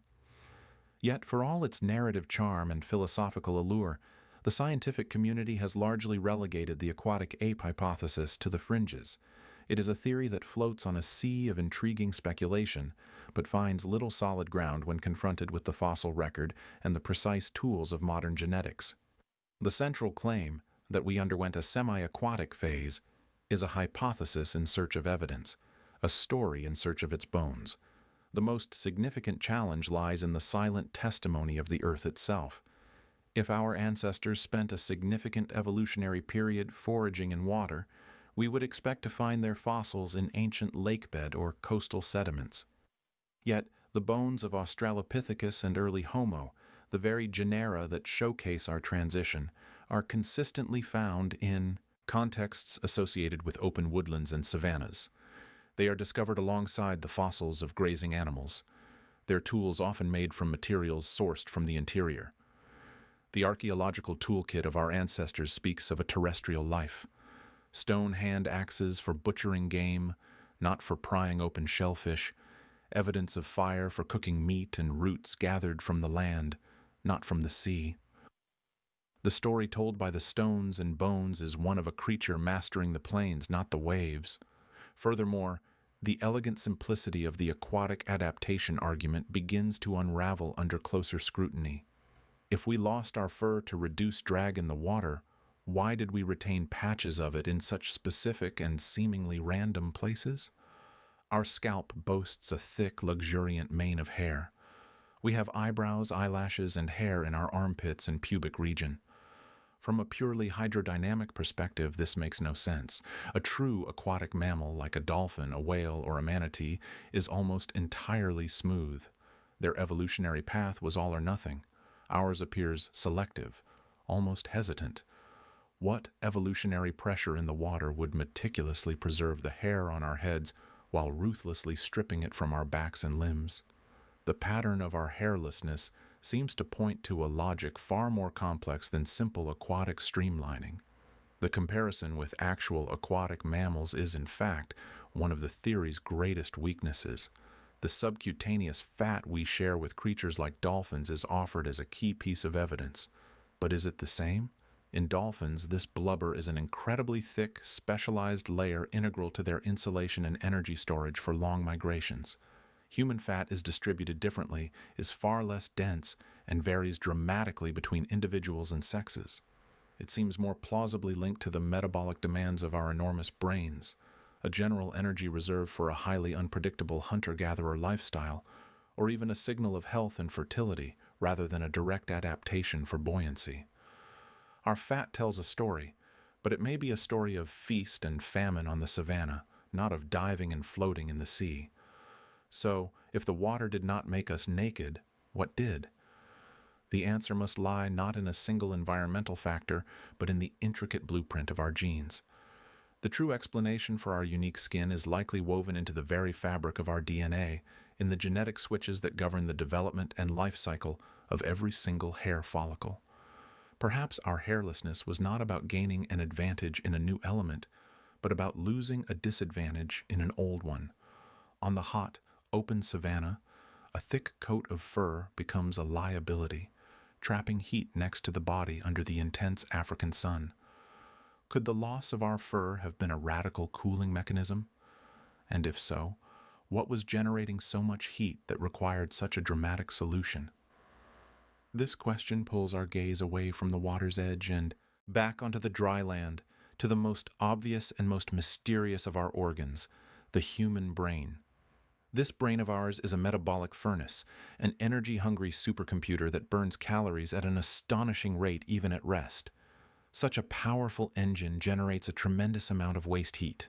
On a scorching plain covered in a thick pelt of ape hair, this internal furnace would risk catastrophic overheating. The system would short-circuit. So did we lose our fur to let the heat out? Did evolution trade a protective coat for a superior cooling system? A network of millions of sweat glands that could drench our bare skin and use evaporation to keep the precious brain within a narrow, optimal temperature range? This exchange, fur for sweat, would have been a monumental gamble. It left us vulnerable to the sun's rays, to scratches, to the cold of night. But the prize was a brain that could run hotter, think longer, and grow larger. Was our naked skin, then, the price we paid for our intellect? But this only deepens the mystery. A sweating, hairless ape on the savanna is a walking reservoir, constantly losing precious water and electrolytes. This creates a new desperate imperative, the need to find water, to drink constantly, to understand the rhythms of rivers and waterholes. In this light, our comfort in water, our ability to swim, our attraction to its life-giving presence might not be a ghost of an aquatic past, but a hard-won necessity of a terrestrial one. We are not creatures who return to the sea, but creatures of the land who could never afford to be far from it. Our relationship with water is not ancestral, it is essential. So we are left with two competing visions. One, a poetic tale of a watery interlude that shaped our bodies. The other, a terrestrial saga of a brain so powerful it demanded a radical new way to cool its engine. One explains our form by the embrace of water, the other by the escape from fire. Which story feels true? Perhaps the question itself is flawed. Perhaps the truth of our evolution is not a choice between land and water, but a complex dance between them. The water was always there, a vital resource, a source of food, a barrier, a highway. It shaped us not by making us aquatic, but by always demanding a response. Our ancestors were the apes who did not fear the water's edge, who learned to read its signs and use its gifts. They were the thinkers, the problem solvers, who faced the challenge of the sun and the challenge of the stream with equal ingenuity. The aquatic ape hypothesis, for all its lack of evidence, serves a vital purpose. It challenges the dominant narrative, forcing us to look at our own bodies with wonder and to ask better questions. It reminds us that evolution is not a straight line, but a tree of possibilities, and that the story of us is still being pieced together, bone by bone, gene by gene. It is a theory that may be wrong in its specifics, but right in its spirit of inquiry. It asks us to consider the shaping power of environment in its fullest sense. And so we are returned to the central sweating paradox of our existence. We are a species defined by a magnificent, overheating brain. We shed our fur to set it free, and in doing so, chained ourselves to an endless search for water. Every time we take a drink, every time we sweat under the sun, we are performing a ritual millions of years in the making. We are cooling the engine of our consciousness. But what was the spark that lit that engine in the first place? What began the runaway expansion of that incredible organ, an expansion so rapid and so costly that it forced us to change our very skin to accommodate it? If the water did not make us naked, then what made us smart? Beneath the surface of our skin, in the warm, liquid darkness, lies a blueprint. It is a map not of geography, but of potential, a set of instructions written in a molecular language older than humanity itself.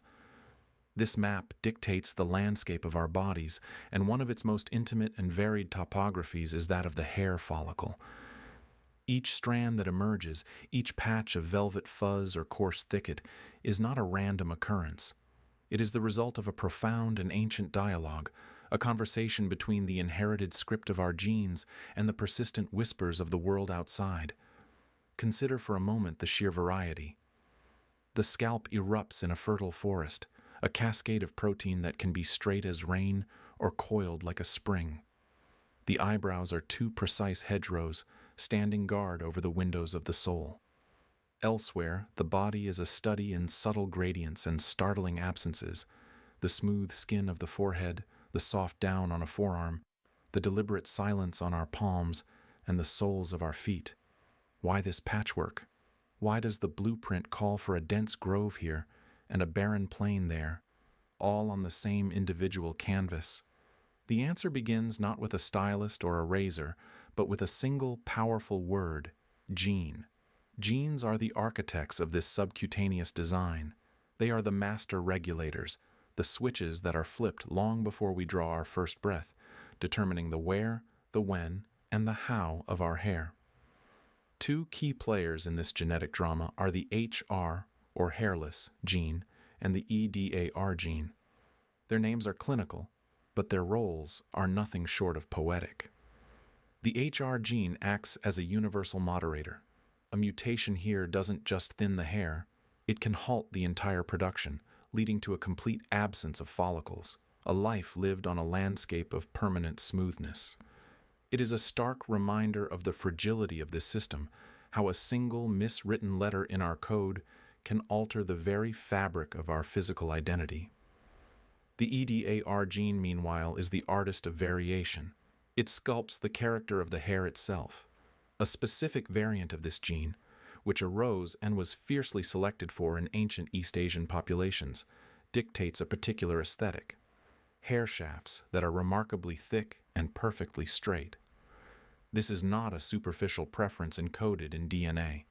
It is a signature, a marker of a deep ancestral history that plays out on every head. Contrast this with the genetic tapestry of Europe and the Middle East, where a different set of variations gifted a spectacular diversity of color, from the deep earth browns to sun-bleached golds and fiery reds, and texture from gentle waves to tight, resilient curls.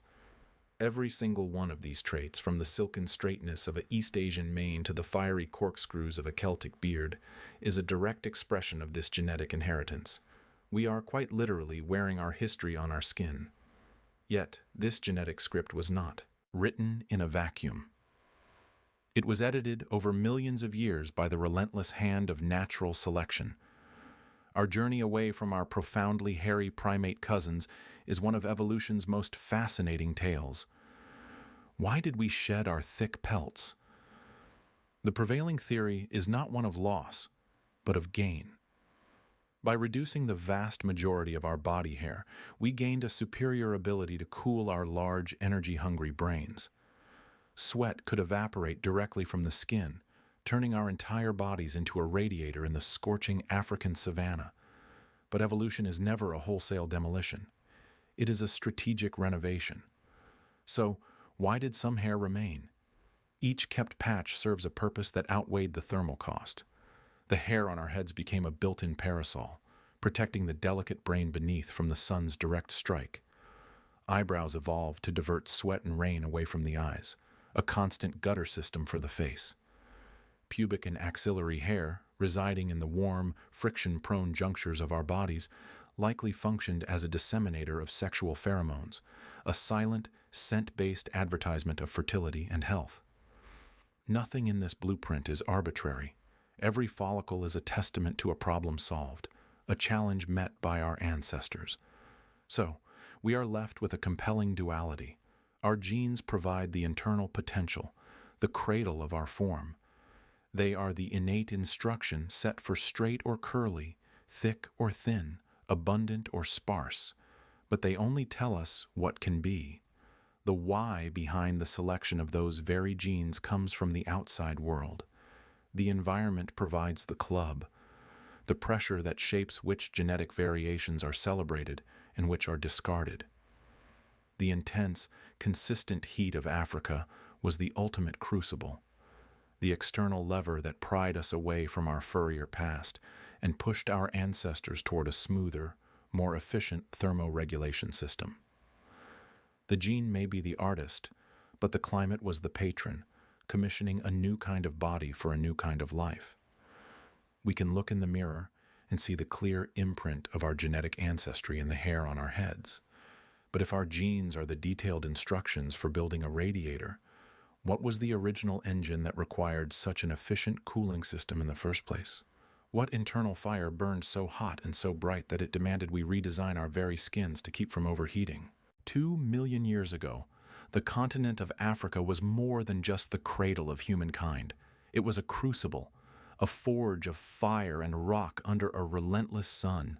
The great forests, those ancient shaded kingdoms, were retreating, their borders shrinking under the pressure of a changing world. In their place, a new empire was born, the savanna.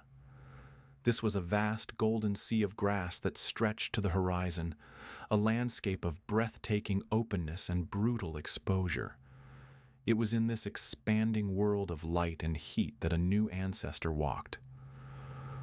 Homo erectus, the upright man, had emerged. Unlike their more ape-like forebears, these creatures were built for distance, their long limbs propelling them across the sun-baked plains in pursuit of game, their gaze fixed on a distant horizon where mirages shimmered above the grass. This was a daily marathon run under a merciless sky. The African sun did not merely shine, it dominated. It was a weight, a physical presence that pressed down upon the earth, drawing sweat from skin and moisture from the soil.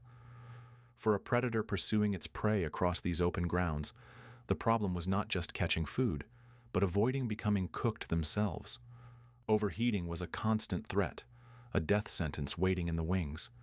How does a body, working hard, generating its own internal furnace of muscle and metabolism, keep from boiling over under such an immense external heat?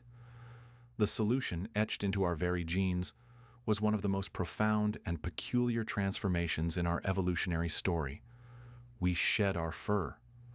The evidence is written not in stone, but in our DNA, a molecular clock that ticks back to this very epoch. It tells a story of a species losing its pelt. This was not a quick change, but a slow, inexorable process where a thick coat of hair became a liability. Imagine running, truly running, across the savanna. Each strand of fur, once an insulator against the cool of the forest night, now became a trap, holding a layer of hot, stagnant air close to the skin. It was a winter coat, worn in a permanent summer. Sweat, that miraculous coolant, could not evaporate efficiently through a dense mat of hair. To cool the engine, the body needed direct access to the air. And so, over millennia, the fur receded. It was a trade, a monumental bargain struck with the climate of ancient Africa. Our ancestors traded their universal coat for a superior cooling system, a naked skin covered with a prolific number of sweat glands. We became the sweating primate, endurance runners par excellence, able to persist long after other animals had succumbed to heat exhaustion. This narrative gains its depth when held in contrast. Look to our cousins, the great apes, who remained within the forest's dappled shade. For a chimpanzee moving through the canopy, a thick coat is no burden. It is a protection against branches, a comfort in the humid, stable climate. Their world is one of filtered green light and consistent temperature. The sun is a fragmented thing, broken by a million leaves.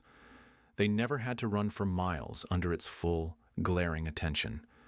Their evolution took a different path, one that required them to remain as they were. We, who left the woods, were forced to change. We stepped out of the shade and into the fire, and our bodies answered the challenge in the most fundamental way. We undressed. But this incredible adaptation, this nakedness, came with its own exquisite vulnerability. The same skin that offered such freedom to cool also offered no protection from the very sun that demanded it. The ultraviolet rays that beat down upon the savanna are a destructive force, capable of damaging cells and unraveling the essential folate needed for healthy reproduction. And so, the second part of the bargain was struck. As we lost our fur, our skin answered back with pigment. Melanin, a dark protective shield, flooded into our skin, transforming it from a pale canvas under fur to a deep, rich brown. This was our natural sunscreen, our permanent shadow. We became a dark-skinned species under a bright sun, a perfect adaptation to a specific place and time. But does this mean our skin color was a permanent defining mark, or merely the first and most immediate response to a new environmental reality? Losing that protective fur also meant losing warmth when the sun dipped below the horizon. The African nights on the savanna could be surprisingly cold. That same bare skin that was so efficient at shedding heat now became a liability, leaking precious warmth into the chill night air. The wind, which felt like a blessing under the noon sun, became a knife after dusk. And what of physical protection? A thick pelt is a shield against thorns, insects, and minor scrapes. Without it, Homo erectus was profoundly exposed. The body was more efficient, but also more fragile. The evolutionary victory of hairlessness was, therefore, a profoundly double-edged sword. It granted us the world, but in doing so, made us dependent on it in entirely new ways. We had traded a biological solution for a technological one. This is the subtle, often overlooked consequence of our nakedness. It forced us to become inventors. We could no longer rely on biology alone to protect us from the elements. We had to create that protection ourselves. The loss of fur was not an end, but a beginning. It was the evolutionary push that demanded the birth of culture. To survive the cold, we needed to learn to steal warmth from our environment. To protect our delicate skin, we needed to fashion barriers. We had become animals who could no longer survive on instinct and anatomy alone. Our survival was now inextricably linked to our wit. Could a naked, vulnerable ape not only endure, but master the world it had been thrust into? The answer would not be found in a new biological trait, but in the flickering, uncertain light of a flame and the simple, revolutionary act of draping an animal skin over a shoulder. What do you create to replace the skin you have lost? Imagine a night on the ancient savanna. The sun, a relentless source of heat and life, has vanished, leaving behind a void of immense, star-pricked blackness. The temperature plummets. A wind, sharp and unforgiving, sweeps across the grasslands, whispering through the dry stalks. In this profound chill, our ancestors huddle. They lack the dense fur of the predators that stalk the darkness, the thick hides of the grazers that stand stoic against the cold. Their bodies are nearly bare, vulnerable, shivering. How did these fragile creatures, denied nature's warmest coat, not simply succumb to the elemental freeze? The answer begins not with a thread or a needle, but with a flicker in the darkness. It begins with the theft of a star. Fire changed everything. It was a turning point so radical it redefined the very concept of shelter. Before it was a tool for cooking, before it was a weapon against the night prowlers, fire was a portable sun. Our ancestors learned to nurture this captured piece of the cosmos, to build a contained inferno at the mouth of a cave or in the center of a makeshift camp. They gathered around its dancing light, its crackling voice, a new kind of language, and they absorbed its heat. This was the first clothing, not worn on the back, but woven into the environment. It was a radiant garment that enveloped the entire group, a communal shield against the cold. The circle of firelight became a mobile microclimate, a bubble of manufactured warmth in a vast, cold world. It was the original hearth, and from it, all other comforts would eventually spark. But a portable sun is heavy. You cannot carry it with you on a long hunt, or as your tribe journeys toward new horizons. The need for a personal, wearable warmth remained, and so, from the same ingenuity that harnessed flame, came the next layer of the solution. Observing the animals that did possess nature's coat, a profound idea took root. Why not borrow it? With stone tools honed for cutting and scraping, they began to skin. The hide of a mammoth, a bison, or a deer, once a symbol of danger or sustenance, was transformed. Through a process of trial, error, and passed down knowledge, these skins were cured and softened. They were draped over shoulders, tied with sinew, wrapped around shivering legs. Almost simultaneously, in other times and places, the pliable fibers of plants were twisted, spun, and woven into crude textiles. Thread by thread, the naked ape was weaving its own fur. This was a quiet, yet monumental rebellion against biology. Evolution is a slow sculptor, patiently carving a species over millennia to fit its environment. It would have taken countless generations for our ancestors to naturally re-evolve a thick coat of fur, had that even been a viable path. But the human mind operates on a different timescale. It doesn't wait. It invents. The invention of clothing was a form of rapid, externalized evolution. We outsourced our fur. We chose not to change our bodies, but to change what our bodies interfaced with. A tool, after all, is nothing more than a detachable organ. A flint knife is an external claw. A spear is an elongated, hyper-sharp tooth. And a coat? A coat is borrowed fur, a removable hide. It is the ultimate tool for thermal regulation. This shift granted us a passport to the world.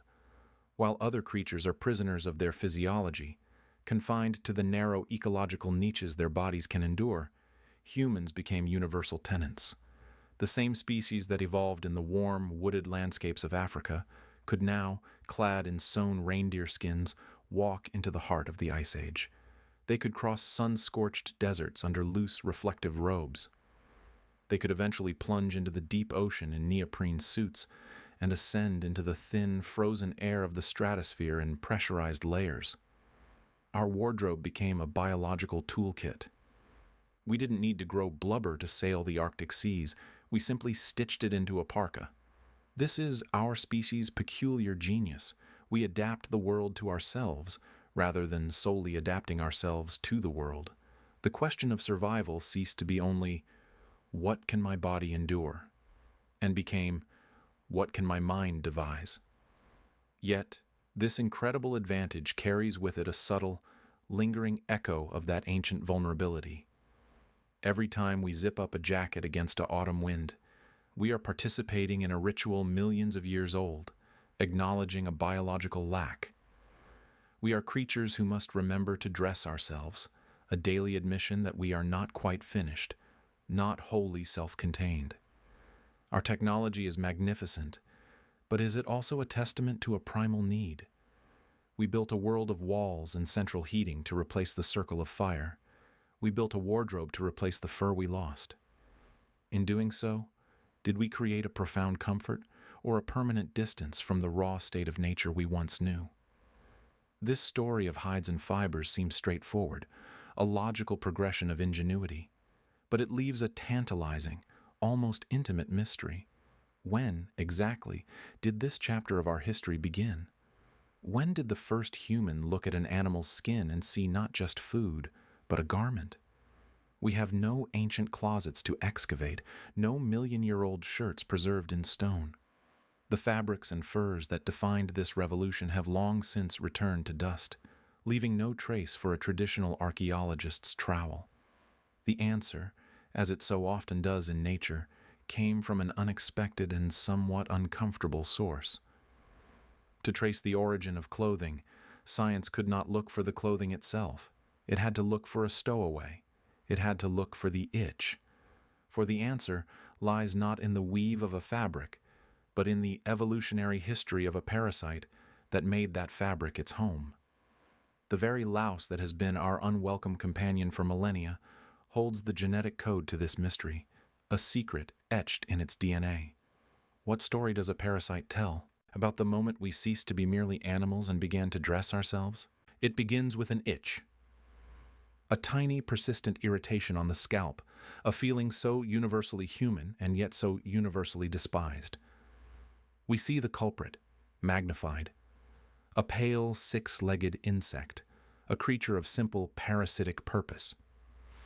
To us it is a nuisance, a sign of uncleanliness, a problem to be eradicated. We never pause to consider that this minuscule hitchhiker, this louse, might be an archivist. It clings not just to hair, but to time itself, carrying in its DNA a secret chronicle of our own evolution. It holds, in its very existence, the answer to a question we rarely think to ask. When did we stop being simply animals and begin to dress ourselves? When did fabric and hide become a second skin, a defining characteristic of humanity? The story is written not in stone or bone, but on the body itself, by two distinct scribes. There is the head louse, Pediculus humanus capitis, an ancient tenant that has dwelt in the forests of our scalps for millions of years, a heirloom we likely inherited from our hominid ancestors. Its world is defined by the thicket of hair, its survival tied to the constant warmth and shelter we provide. Then there is its cousin, the clothing louse, Pediculus humanus humanus. This is a different creature entirely, a specialist of a newer, human-made environment. It does not reside on the scalp, but in the seams and folds of clothing, venturing onto the body only for its meals. Its entire existence is predicated on a simple, profound invention: the regular, habitual wearing of clothes. The presence of this second louse is a biological bookmark, placed in the timeline of our history, marking the chapter where we began to weave our own world. For the longest time, the origin of clothing was a ghost in the archaeological record. How does one trace the first whisper of a woven thread, the first stitch of a long decayed hide? Stone tools endure, bones fossilize. But cloth, leather, they are ephemeral, surrendering quickly to the relentless hunger of time. We might find a bone needle, sharp and suggestive, but a needle alone does not prove the garment. It is a promise without the proof. We were left with inferences, with imaginations of shivering ancestors wrapping themselves in wolf pelts, a compelling image but one forever relegated to the soft, uncertain realm of speculation. The story seemed destined to remain half-told, a narrative with a crucial early chapter forever missing. Then, science learned to read the louse's tiny script. The breakthrough came not from digging in the earth, but from sequencing in the lab. Geneticists turned their gaze to these two parasites, these two branches of the same family that had diverged onto different paths. By comparing their DNA by measuring the minute, accumulated differences in their genetic code, they could calculate a molecular clock. They could estimate, with remarkable precision, when the clothing louse embarked on its own evolutionary journey, splitting from its head-dwelling ancestor. The answer was astonishingly specific, approximately 170,000 years ago. In that moment, a parasite became a prophet. The evolution of the clothing louse was a direct, biological response to a new ecological niche, the niche of worn clothing. Its very existence is a living fossil, a continuous line of evidence that points back to a time when our ancestors began to habitually adorn themselves with layers beyond their own skin. This is not a direct observation, but its indirect nature is its very strength. It is a conclusion written in the undeniable language of adaptation and survival. The louse did not choose to evolve for a new environment. It was forced to, by ours. Our innovation became its opportunity. This genetic clue provides a firm date where archaeology offers only fragments. It tells us that by the late Middle Pleistocene, well before the great exodus of Homo sapiens from Africa, we were already a clothed species. We had moved beyond the accidental use of a hide for warmth and into the realm of routine, of technology applied to the body. Imagine that moment. The first individual who consistently tied a pelt around their shoulders, not as a fleeting comfort, but as a daily necessity. They were not just keeping warm, they were inventing a new kind of identity. They were creating a portable, personal shelter. And it was this portable shelter that may have unlocked the world. With the ability to conserve body heat through tailored garments, the vast, cold landscapes north of Africa were no longer impassable barriers. The cradle of humanity was becoming too small. Clothing became the key that turned the lock on the cage of climate. It granted us a newfound resilience, a biological plasticity that our bare skin alone could never provide. We could follow the migrating herds, we could cross the mountain passes, we could endure the glacial winds. We could venture into territories where the sun was weaker, the days shorter, the nights colder. Our second skin allowed our first skin to go anywhere. But this great liberation came with a cost, a trade-off written in the very pigment of our bodies. Under the fierce African sun, our dark skin was a shield, a masterpiece of evolution rich with melanin to protect us from the ultraviolet radiation that could destroy folate, a crucial vitamin for reproductive success. It was a perfect adaptation. But in the gray, sun-starved north, that same shield became a liability. Dark skin, so efficient at blocking UV radiation, also blocks the production of vitamin D, which is catalyzed by those very same rays. In a land of long sleeves and overcast skies, where every precious ray of sunlight needed to be captured, the ancient shield became a prison. So as we wandered, clothed and ambitious, into new worlds, a slow, silent transformation began. The pressure of survival shifted. The imperative was no longer protection from too much sun, but absorption of too little. And so, over generations, millennia, our bodies told a new story. The deep, protective melanin gradually faded, yielding to a palette of lighter skin tones, a spectrum of adaptation from the olive tones of the Mediterranean to the pale hues of Northern Europe. It was a dramatic, visible change driven by an invisible necessity. The invention of clothing, a cultural act, had triggered a profound biological revolution. It altered the very canvas of our being. We look at a louse and see a pest. We look at our own skin and see race, identity, beauty. But are we truly seeing the story? Or are we just reading the last, most recent sentence? The narrative connects the itch on the scalp to the coat on our back, and from that coat to the color of the skin beneath it. It suggests that our cultural ingenuity is not separate from our biology, but locked in a continuous, intimate dance. We change our world, and in turn, our world changes us. So the next time you feel the chill of a winter wind and pull your collar tight, consider the ancient choice that moment represents. You are participating in a ritual hundreds of thousands of years old, a ritual that quite literally reshaped humanity. And it makes one wonder, what other invisible, seemingly insignificant parts of our modern lives are, right now, quietly rewriting the future human form. Across the vast, sun-scorched savannas of East Africa, a silhouette cuts against the horizon. It is a human form, but one defined by a specific, elegant economy of shape. Long limbs, a narrow torso, a lean and towering frame. This is not merely an aesthetic. It is a biological poem written by the relentless sun, a testament to an ancient and ongoing negotiation between life and its environment.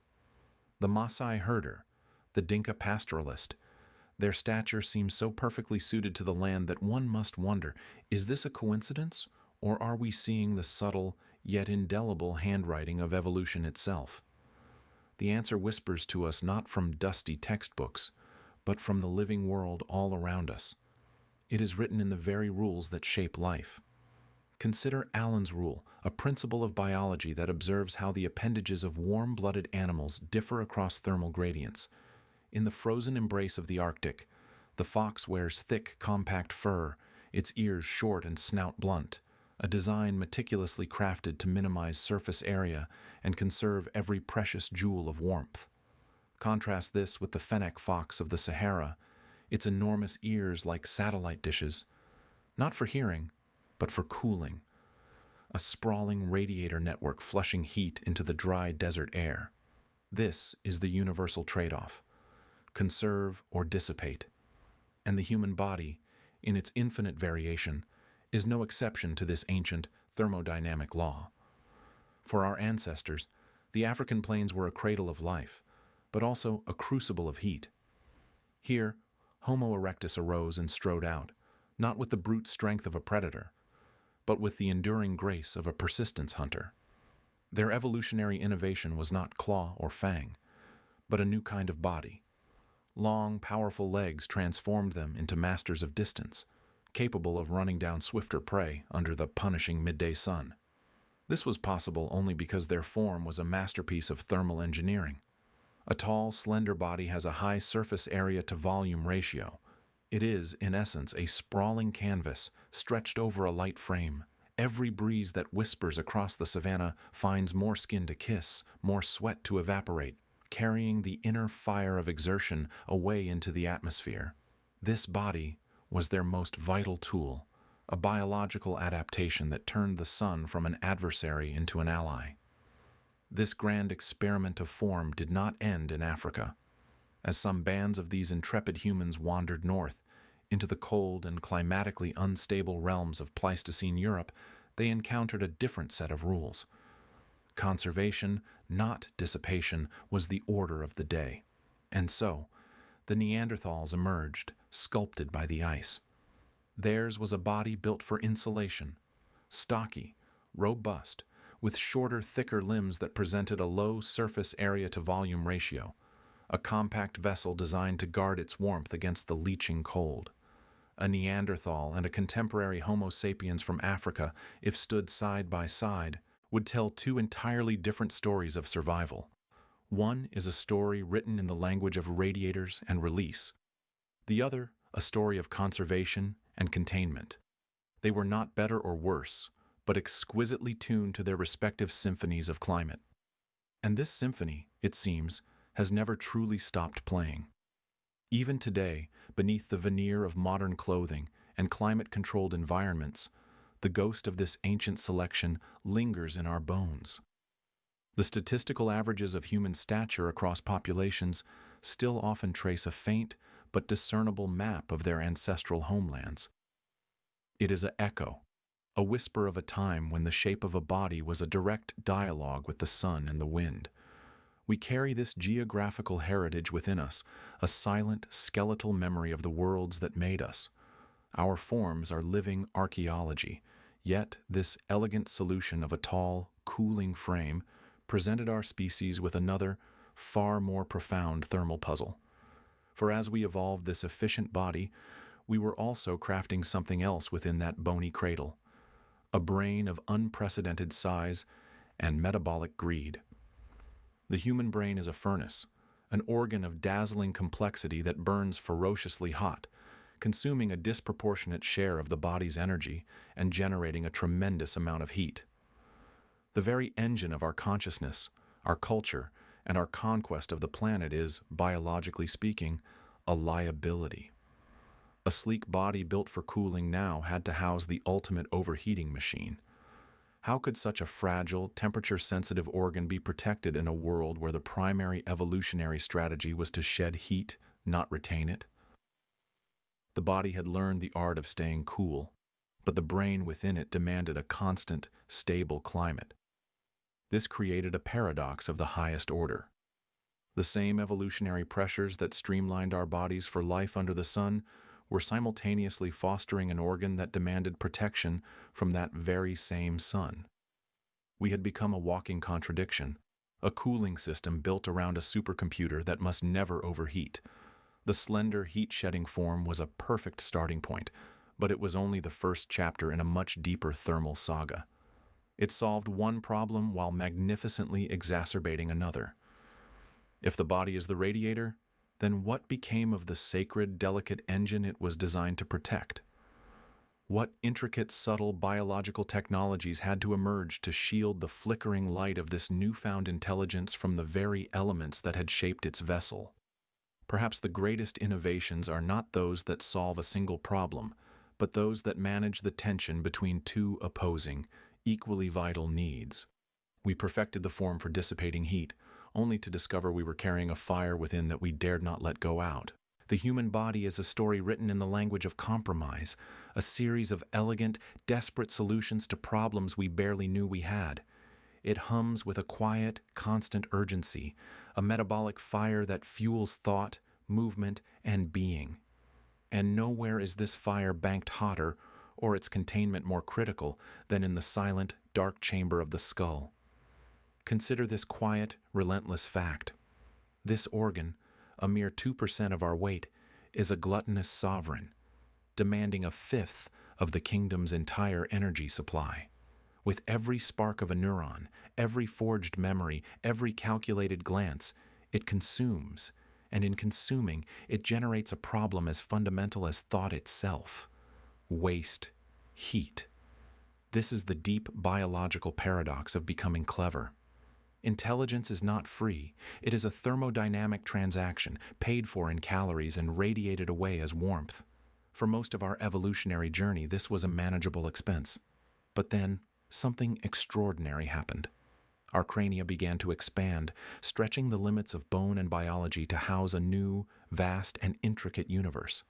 This burgeoning brain was our greatest asset, the engine of culture and tool and language, but it was also a furnace in a sealed box.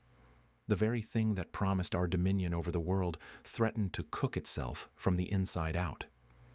The question of cooling, of managing this internal climate, became one of the most pressing and unspoken evolutionary dilemmas. How do you cool a supercomputer without ever shutting it down, while its casing grows ever more cramped and its processing power ever more voracious? The solution, as it so often is in nature's engineering, was not a single masterstroke but a mosaic of adaptations, a suite of cooling mechanisms working in silent concert. One of the most profound of these is written on the very surface of our skin, a story of loss that became a gain. Across the vast majority of our body, the dense fur that swaddles our cousins retreated. This was a strategic undressing. Fur, for all its insulating virtues, is a trap for heat. It creates a stagnant layer of air, a personal greenhouse effect that keeps warmth in and prevents cooling breezes from reaching the skin. Its retreat was the opening of windows. It allowed for the direct radiation of heat into the air, and more importantly, unlocked the true potential of perspiration. With the forest of body hair cleared, sweat could be secreted across wide plains of skin and evaporate unimpeded, each droplet carrying away a tiny measure of that costly cerebral heat with it. This was a radical shift in thermal strategy, moving from insulation to evaporation. It turned the entire body into a radiator, a sprawling, efficient cooling system dedicated to servicing the overheated engine in the head. But here, evolution faced a second, contradictory problem. The top of the head, the very site of the overheating organ, was now exposed to a new and different threat: the relentless bombardment of the sun. To leave the brain case bare would be to solve the problem of internal heat by inviting external roasting, trading a slow boil for a direct broil under the equatorial sky. And so, evolution crafted a perfect paradoxical compromise. It preserved a single strategic patch of that ancestral fur. Our scalp remained forested while the rest of the body went bare. This was no arbitrary fashion. It was a masterpiece of functional design. The hair on our heads is not the thick, matted insulation of a gorilla. It is a thatched roof, a sunshade of exquisite efficiency. It protects the delicate skin and the underlying blood vessels from the sun's direct radiation, preventing a massive external heat gain that would overwhelm our internal cooling systems. Yet crucially, it does not seal the skin beneath it. Air moves freely through it. Sweat rises from the scalp, travels up the hair shafts, and evaporates into the breeze at the tips, its cooling power largely undiminished. Our hair is both a parasol and a radiator grill, a dual-purpose adaptation that solves two problems with one elegant fibrous solution. We can see the starkness of this trade-off by looking at those who walked a different path. Consider the chimpanzee, our close cousin. Their brains, while impressive, are a fraction the size of our own. They have not crossed the threshold into the metabolic inferno of hyperintelligence. Consequently, they are still shrouded in a full coat of hair. Their cooling needs are different, their thermal budget less strained. They did not face the same existential pressure to reinvent their entire relationship with the sun and heat. Their bodies tell the story of a different equilibrium, one where the brain's demands and the body's covering remain in an older, simpler balance. Our nakedness, by contrast, is a badge of our cognitive extremity, a visible sign of the immense and costly computation happening within. But the body is not just a machine, and evolution is not an engineer concerned only with efficiency. Every adaptation ripples outward, touching aspects of life far beyond its original purpose. When our skin was bared to the world, it was not just for thermoregulation. It became a new canvas, a vast and sensitive interface. The loss of thick body hair made us more vulnerable, yes, but also more sensitive to the slightest touch, the gentlest caress of a breeze or of another person. It deepened the physical and emotional resonance of contact, weaving a new layer of complexity into social bonding. Our skin became an instrument of communication, its flush of embarrassment, its pallor of fear, its goosebumps of awe speaking a silent language more immediate than words. And if the visibility of our skin changed how we communicated, what of its scent? With the great retreat of fur, the very nature of our presence on the wind was altered. Sweat, that vital coolant, carried with it the chemical signature of who we are. Without a thick pelt to trap and ferment it, our odor changed. It became more direct, perhaps more subtle, a complex cocktail of chemicals waiting to be read. The landscape of our body became a map of scent glands, each emitting its own silent signal.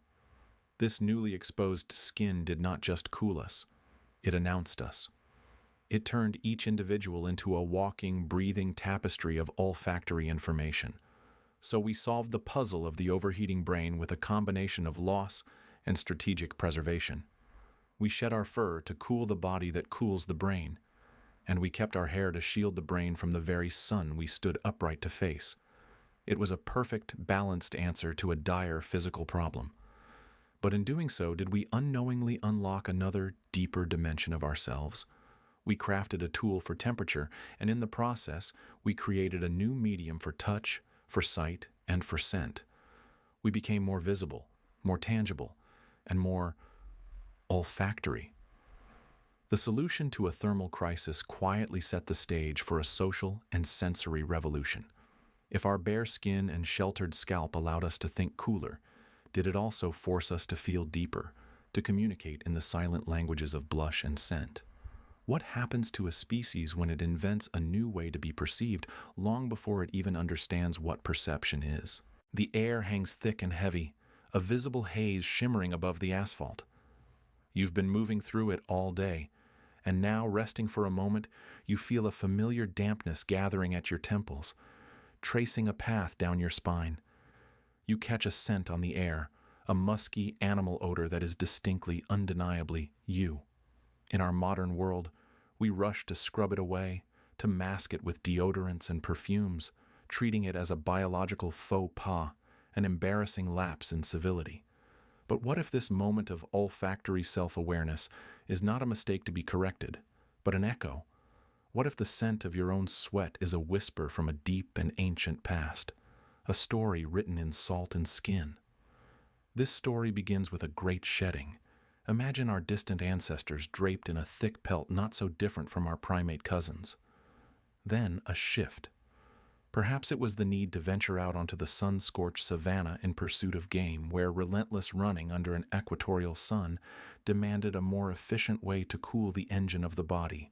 The dense fur receded, leaving in its wake a landscape of bare, vulnerable skin. This was not a loss, but an exchange. We traded insulation for evaporation, a furry coat for a network of millions of tiny, glistening springs, our sweat glands. With the fur gone, however, something else was unleashed. The chemical signals that were once trapped and muted by a thick layer of hair now had a direct path to the open air.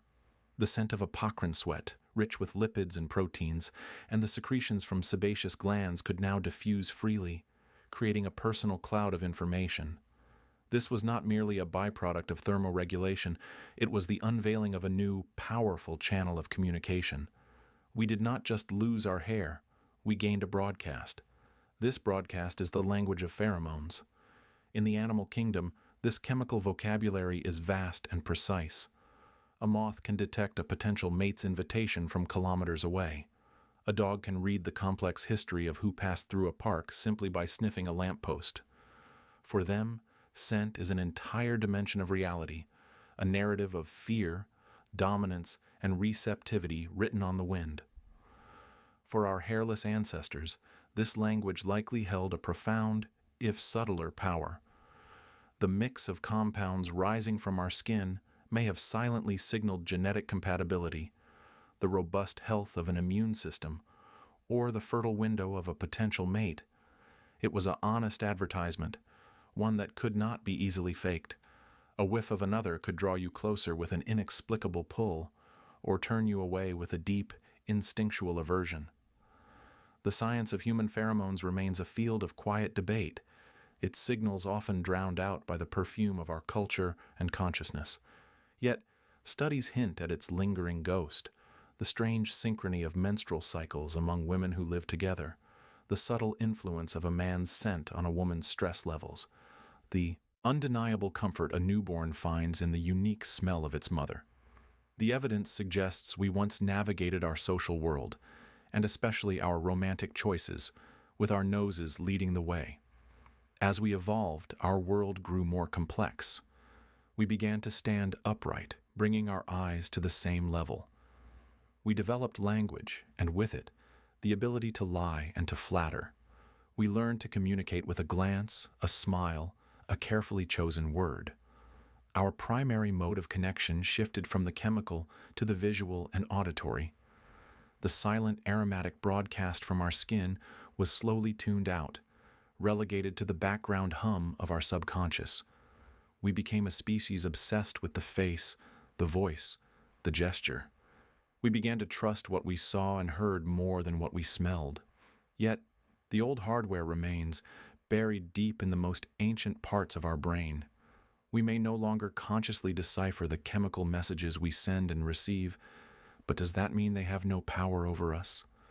That inexplicable attraction to one person over another, that immediate sense of comfort or unease, could these be the faint, fading echoes of a conversation we have forgotten how to hear? We traded the rich tapestry of scent for the sharp clarity of sight, but the ghost of the aroma still lingers in the machinery of our attraction. So the scent remained, a silent partner in the dance of human connection. It could suggest, influence, and allure. But was it the main attraction? The very act of shedding our fur did more than just unleash a cloud of scent. It revealed the canvas itself, the skin. Without a shaggy curtain obscuring the view, the quality of that skin became instantly, visibly apparent. Smooth, clear, unblemished skin could itself become a powerful signal, not of scent, but of something else entirely. It spoke of youth, of health, of a parasite-free existence. It was a billboard of vitality under the bright savanna sun. The scent may have been the invitation, but was the sight of that smooth, bare skin the true handshake? If our scent was the hidden message, was our new nakedness the bold headline? And so we are left with a question that hangs in the air, as palpable as the humidity on a hot summer's day. If the nose was the first guide, did evolution make us bare so the eyes could have the final say? Why is it that across cultures and centuries, the allure of smooth, nearly hairless skin persists, whispered in art, demanded by fashion, and craved in the quiet intimacy of touch? It seems an almost universal signature of beauty, a silent, shared agreement written not in law, but in longing. But is this desire a mere cultural fluke, a passing trend dictated by the whims of time? Or does it tap into something far older, a story written in the very code of our being, a whisper from our deepest past? To understand this, we must step back from the mirrored glass and into the dim light of our origins. Imagine the world not as a grid of cities, but as a vast, untamed landscape. Survival was the daily currency, and every potential partner was a living ledger of their health and resilience. In such a world, how does one choose? How does one see beyond the moment to the potential of strong offspring, of a shared future less burdened by sickness? Nature, in its infinite creativity, devised a system of signals, not through words, but through the body itself. This is the realm of sexual selection, where the stakes are not merely life and death, but the legacy of generations. Here, a trait need not be the most practical for survival. It need only be a compelling advertisement, a beacon that whispers of superior vitality. The peacock's magnificent, cumbersome tail is the classic testament, a glorious handicap. Its very extravagance is the proof of its virtue. Only a truly robust bird can afford such a costly display, can survive despite this shining beacon to predators. It is an honest signal. Could our own skin serve a similar, if more subtle, purpose? A landscape of smooth skin is a clear, unobstructed map. It is a canvas that reveals everything. There is nowhere for parasites to hide, no thicket to conceal the telltale rash of illness, the lesions of infection, or the pallor of poor health. In our ancient past, a body with less hair was a body that could be read, its secrets laid bare. To be smooth was to be confident, to declare oneself free from the myriad afflictions that lurked in the environment. It was a walking, breathing testament to a robust immune system, to the strength required to fight off the microbes and mites that would claim a weaker host. This clear skin, then, becomes more than just an aesthetic preference. It transforms into a biological billboard, an honest signal of genetic fitness. It is the human equivalent of the peacock's tail, a trait that may have been selected for not despite its potential downsides, but perhaps because of the very vulnerability it implies, a vulnerability only the truly strong can afford to display. This evolutionary whisper is echoed in the stark biological divide between the sexes. The difference is not merely one of degree, but of design. a divergence orchestrated by the potent chemistry of hormones. Testosterone, the driver of so many masculine traits, promotes the growth of coarse terminal hair on the face, chest, and limbs. Estrogen, in contrast, acts as a gentle suppressant, favoring the fine, nearly invisible vellus hair that gives female skin its characteristically softer, smoother texture. This is no accident. It is a polarization that serves a purpose, deepening the visual cues of health and fertility. The smoother skin of women becomes an amplified signal, a brighter beacon. It speaks of a hormonal landscape optimized not for brute strength, but for the profound and demanding task of creation, for nurturing a new life within. It is a signal of fertility, a promise of reproductive potential written in the silence of the skin. Yet, if smooth skin is such a universal, biologically rooted ideal, why does its pursuit feel so uniquely human, so fraught with conscious effort and cultural nuance? The animal kingdom operates on instinctual recognition of these signals. We, however, are cursed and blessed with awareness. We don't just respond to the signal, we seek to become it, to manufacture the illusion of that perfect health. The history of grooming is the history of this conscious manipulation. Ancient Egyptians devised sugary pastes to remove hair. Romans used pumice stones and razors of flint or copper. Every culture, in its own way, has engaged in this act of sculpting the body to meet an idealized template. This is where biology bleeds into ritual, where the honest signal is met with the artful deception. We are not content to simply be, we must appear to be. We strive to sand away the rough biological edges, to present a self that conforms to this deep-seated archetype of health and vitality, even if the reality is more complex. The quest for smoothness becomes a performance, a dance between our innate desires and our conscious selves. But this performance unfolds on a stage built by society, and the scripts are ever-changing. The ideal of hairless skin has not been applied evenly. For millennia, the expectation of silken smoothness has been imposed far more heavily upon women, its maintenance transformed from a choice into a commandment. This is where a simple evolutionary narrative grows complicated, tangled in the vines of power, control, and the social construction of femininity. Hairlessness became a marker not just of health, but of civility, of refinement, and ultimately, of submission to a specific aesthetic order. It was a way to differentiate, to polish, to create a visual distinction that transcended biology and entered the realm of social hierarchy. The razor and the wax strip become tools not just of beauty, but of conformity. Is the relentless pursuit of total hairlessness, then, a free expression of an innate preference, or is it the ghost of patriarchal standards, whispering that a woman's body in its natural, hormonally complete state is somehow unkempt, unworthy, or wild? The biological signal becomes obscured by the static of social obligation. And what of the male experience?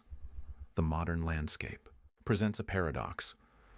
While male body hair is a primary sexual characteristic fueled by testosterone, the very hormone that signifies virility, its acceptance is wildly inconsistent. A bare chest is celebrated on a swimmer, yet a hairy back is a source of comedy and shame. A well-trimmed beard is a symbol of rugged wisdom, but unchecked growth can be read as laziness. Men are caught between the archetype of the primal hairy beast, a symbol of raw, untamed masculinity, and the polished, smooth metropolitan ideal, a symbol of controlled, civilized power. There is no single script. This tension reveals that our reading of these biological signals is not absolute. It is filtered through a lens of culture, time, and personal narrative. The same trait can be interpreted as potent or primitive, depending on the context we wrap around it. So, we return to the mirror, to the simple question that launched this journey.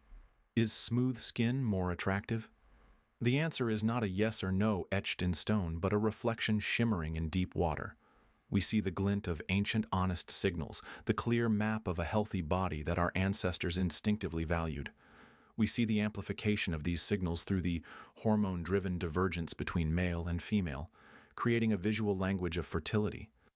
But we also see the human consciousness intervening, turning instinct into ritual, and ritual into rigid social rule.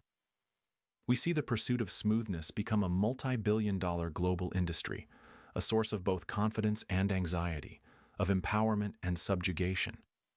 The desire may be rooted in the old soil of evolution, but it has been cultivated into 1,000 different gardens, each with its own strange and beautiful blooms. Perhaps the final tentative observation is this: our attraction to smooth skin is a palimpsest. The foundational layer is biological, an ancient text speaking of health and reproductive promise. But written over it, again and again, are the texts of culture, power, and identity. We are drawn to the clarity it represents, the promise of a story without blemish.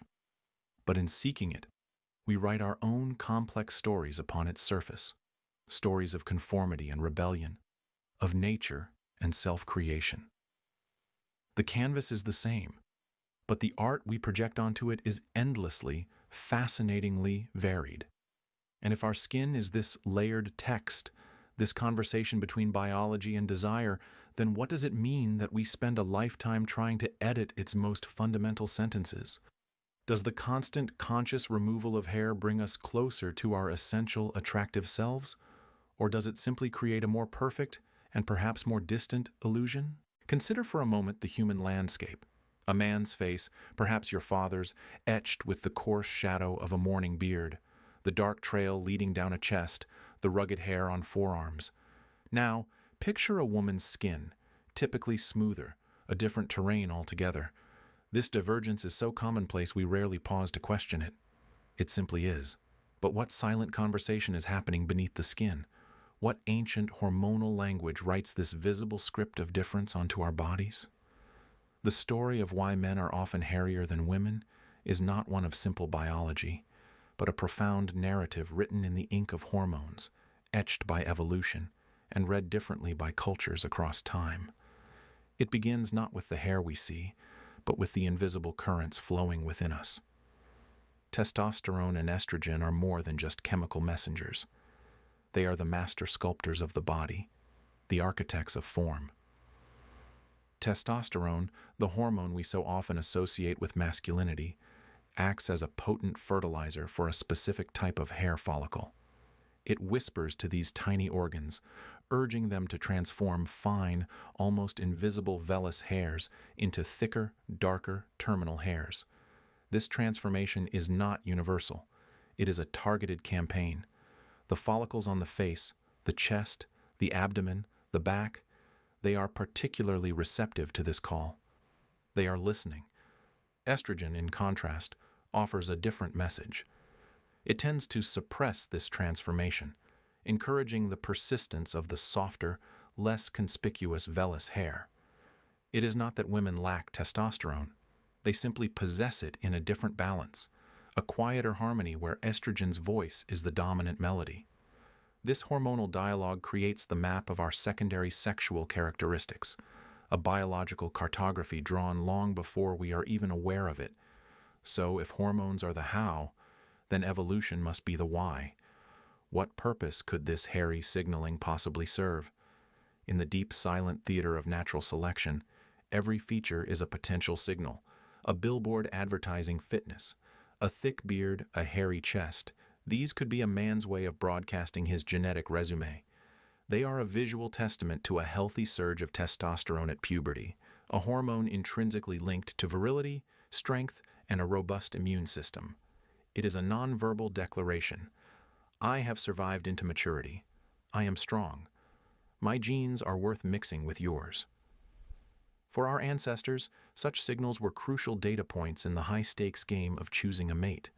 Conversely, the relative hairlessness of women may have signaled something equally vital: youth and fertility. Smooth skin is often associated with neoteny, the retention of juvenile traits into adulthood, which can subconsciously suggest health and a high potential for successful childbirth. It is a different kind of advertisement, one that speaks of nurturing capacity rather than competitive prowess. This is not a value judgment, but a reading of the ancient biological language of attraction. This human display finds its echo across the animal kingdom. It is a pattern so common we can almost call it a rule. The male lion's magnificent mane is not for warmth. It is a shield for his neck in combat, and a blazingly obvious signal of his status to both rivals and potential mates. The elaborate antlers of a stag, the iridescent feathers of a peacock, these are all forms of what biologists call costly signals. They are extravagant, energy-intensive, and often cumbersome to maintain. Their very existence proves the fitness of the individual. Only a truly strong and healthy animal can afford such a magnificent handicap. Is a man's beard or body hair our human version of the lion's mane? It is certainly a less flashy adaptation, but the underlying principle feels hauntingly familiar. It is a form of biological ornamentation, a subtle yet persistent badge of masculinity that requires no conscious effort to display, yet speaks volumes in the silent language of instinct. Yet, this seemingly clear-cut story of sexual differentiation holds a beautiful and humbling paradox. This hair that so defines our adult differences has a common, universal origin that precedes any notion of gender. For all of us, man and woman alike, our first encounter with hair happens in the warm, dark solitude of the womb. Around the 5th month of gestation, a fine, silken coat begins to grow, covering the entire body of the developing fetus. This is Lanugo, a Latin word meaning down. It is a ghost of our evolutionary past, a whisper from a time when our mammalian ancestors were covered in fur. This delicate blanket, which is often shed and even consumed by the fetus before birth, is the great equalizer. It is a reminder that beneath the hormonal scripts and the evolutionary pressures, our bodies remember a time before division, a shared furry beginning in the aquatic world of the womb. We all once wore the same coat. So, we are left with a curious duality. Our bodies are canvases upon which hormones paint a picture of difference, of masculine and feminine, a portrait shaped by eons of evolutionary pressure to signal and to attract. Yet this very difference emerges from a state of perfect, furry unity. The beard on a man's face and the smoothness of a woman's cheek are not opposites, but rather divergent paths taken from the same point of origin. The hair we so proudly grow or meticulously remove is merely the adult chapter of a story that began with a shared, silken prologue. If our differences are written so clearly on the surface, what does that say about the invisible shared history we all carry within? And what becomes of that first, universal skin we all once wore, only to shed it before we ever saw the light? In the warm, weightless dark of the womb, a quiet miracle of construction is underway. For months, the blueprint of a human being unfolds, a silent and intricate dance of cells dividing, specializing, and migrating. Then, around the 5th month of this submerged existence, something peculiar happens. A soft, downy blanket begins to sprout from the nascent skin, a whisper-thin coat of hair that slowly envelops the entire tiny form. This is not a sign of some primordial beast awakening. It is a scheduled event, a deeply programmed act in the play of our development. This delicate fur, known as Lanugo, is the first suit we ever wear, a garment woven not from thread, but from our own evolutionary past. To witness a newborn is to witness vulnerability incarnate. Their skin, often flushed and new, can sometimes bear the faintest trace of this ghostly pelt, particularly across the shoulders, the back, the tiny ears. For a new parent, it might spark a moment of concern, a question mark hanging in the air. But this fine, almost silken hair is far from an anomaly. It is a relic, a fleeting echo of a history written long before our first cry. It is a biological postcard sent from a distant shore of our ancestry, a reminder that our story did not begin with our birth, but stretches back through millennia, its chapters inscribed in the very fibers of our being. This Lanugo does not grow in a vacuum. Its purpose is as practical as it is poetic. The fetus floats in a private ocean, the amniotic fluid, a life-sustaining bath that also holds the potential to macerate and damage delicate forming skin. In a move of breathtaking biological ingenuity, the body concocts a solution, the vernix caseosa. This is a thick, waxy, cheese-like coating that acts as a protective barrier, shielding the skin from constant immersion. But how does one keep this salve in place in a liquid environment? The body's answer is the lanugo. These fine hairs act as anchors, a living net that traps the vernix against the skin, ensuring the protective layer remains intact. It is a perfect symbiotic relationship formed in the deep, a collaboration between a waxy balm and a hairy mooring system, all to safeguard the fragile human taking shape within. Then comes the shock of birth. The warm, aquatic world is exchanged for the cool, abrasive air. The constant buoyancy is replaced by gravity's insistent pull. In this new world, the old strategies are no longer needed. The vernix, having served its purpose, is slowly absorbed, offering one final gift of moisturization and antimicrobial protection during those first critical days. And the lanugo, its anchoring duty complete, begins to shed.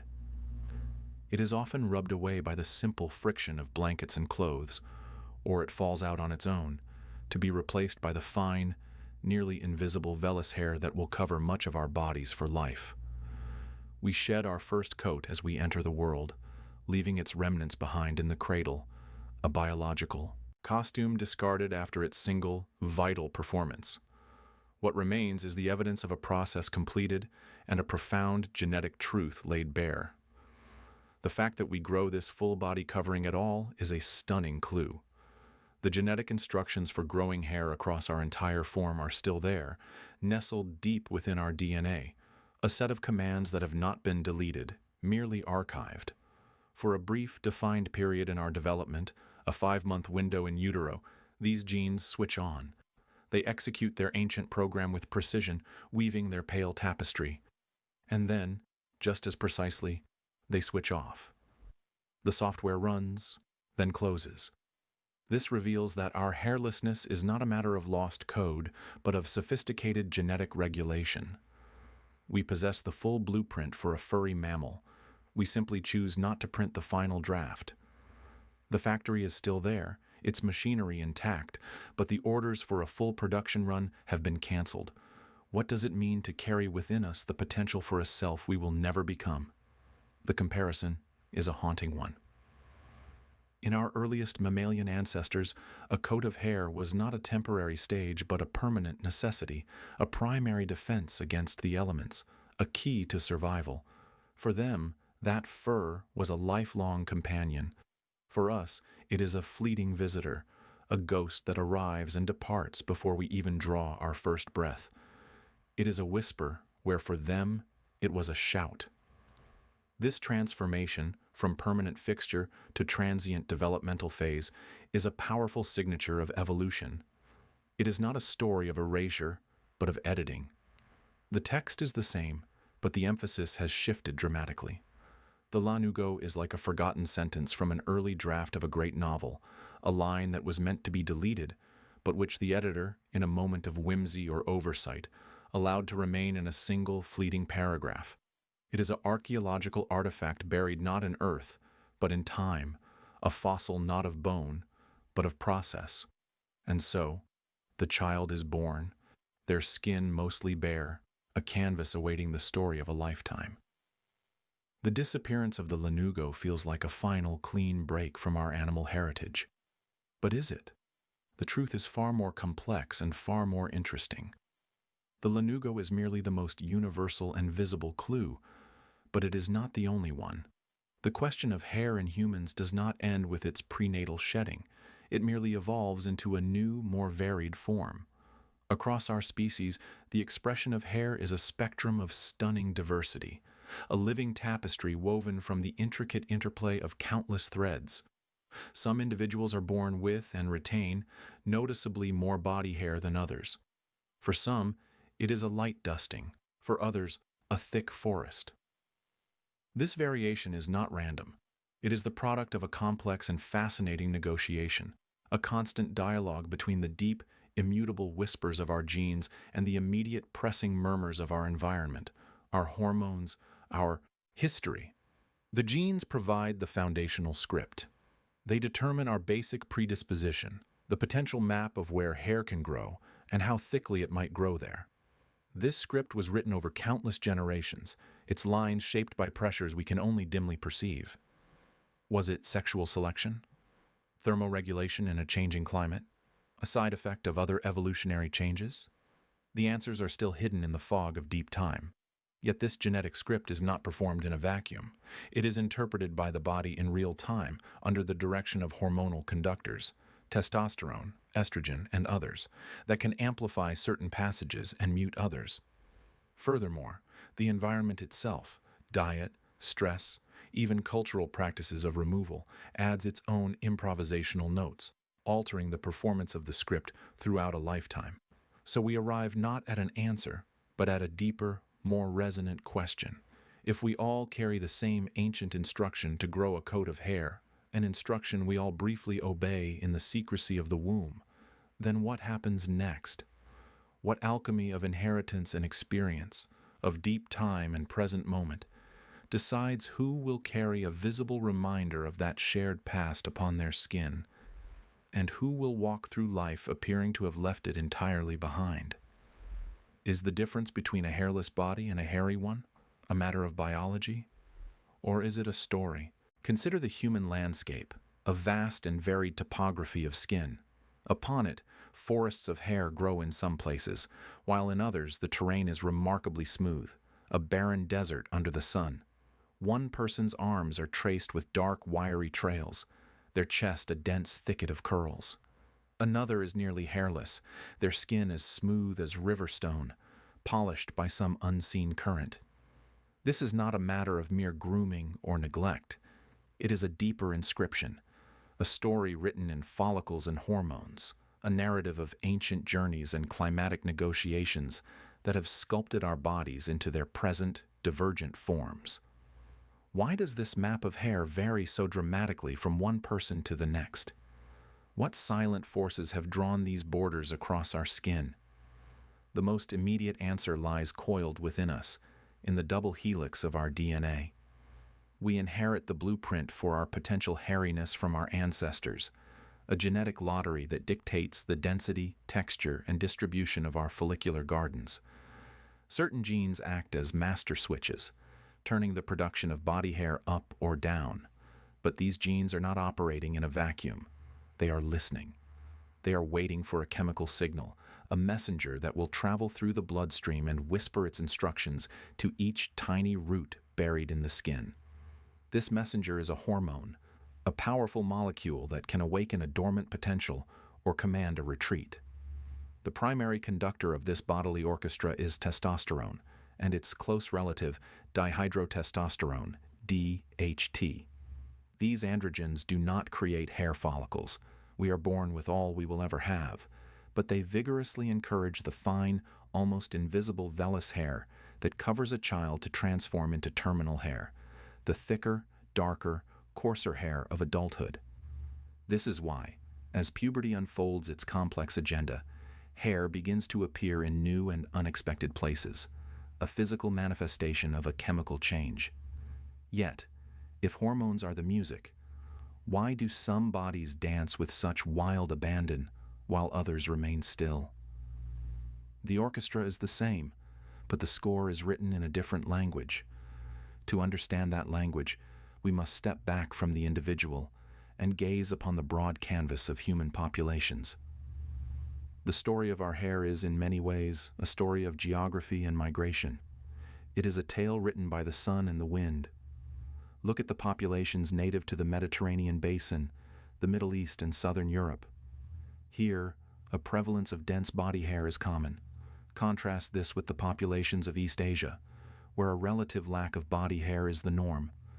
This is not a random aesthetic distribution. It is a map of ancient human adaptation. Our earliest ancestors in Africa were likely covered in body hair, which they subsequently lost to facilitate sweating and better thermoregulation under the hot sun.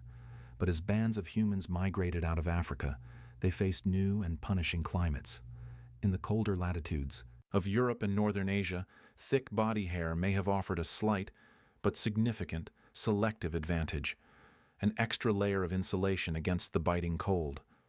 Over millennia, through the slow, patient hand of natural selection and sexual selection, these traits became more pronounced in certain populations. The genes that predisposed individuals to greater hairiness were passed down more frequently, becoming a hallmark of those whose ancestors braved the ice ages. Is our body hair, then, a forgotten garment? A relic from a time when we needed to fashion our own warmth from the very fabric of our bodies? This pattern of environmental adaptation is a thread woven throughout the tapestry of the animal kingdom, a universal principle of life. A wolf prowling the Arctic tundra is shrouded in a luxuriant dense coat, a necessary shield against a world of white cold.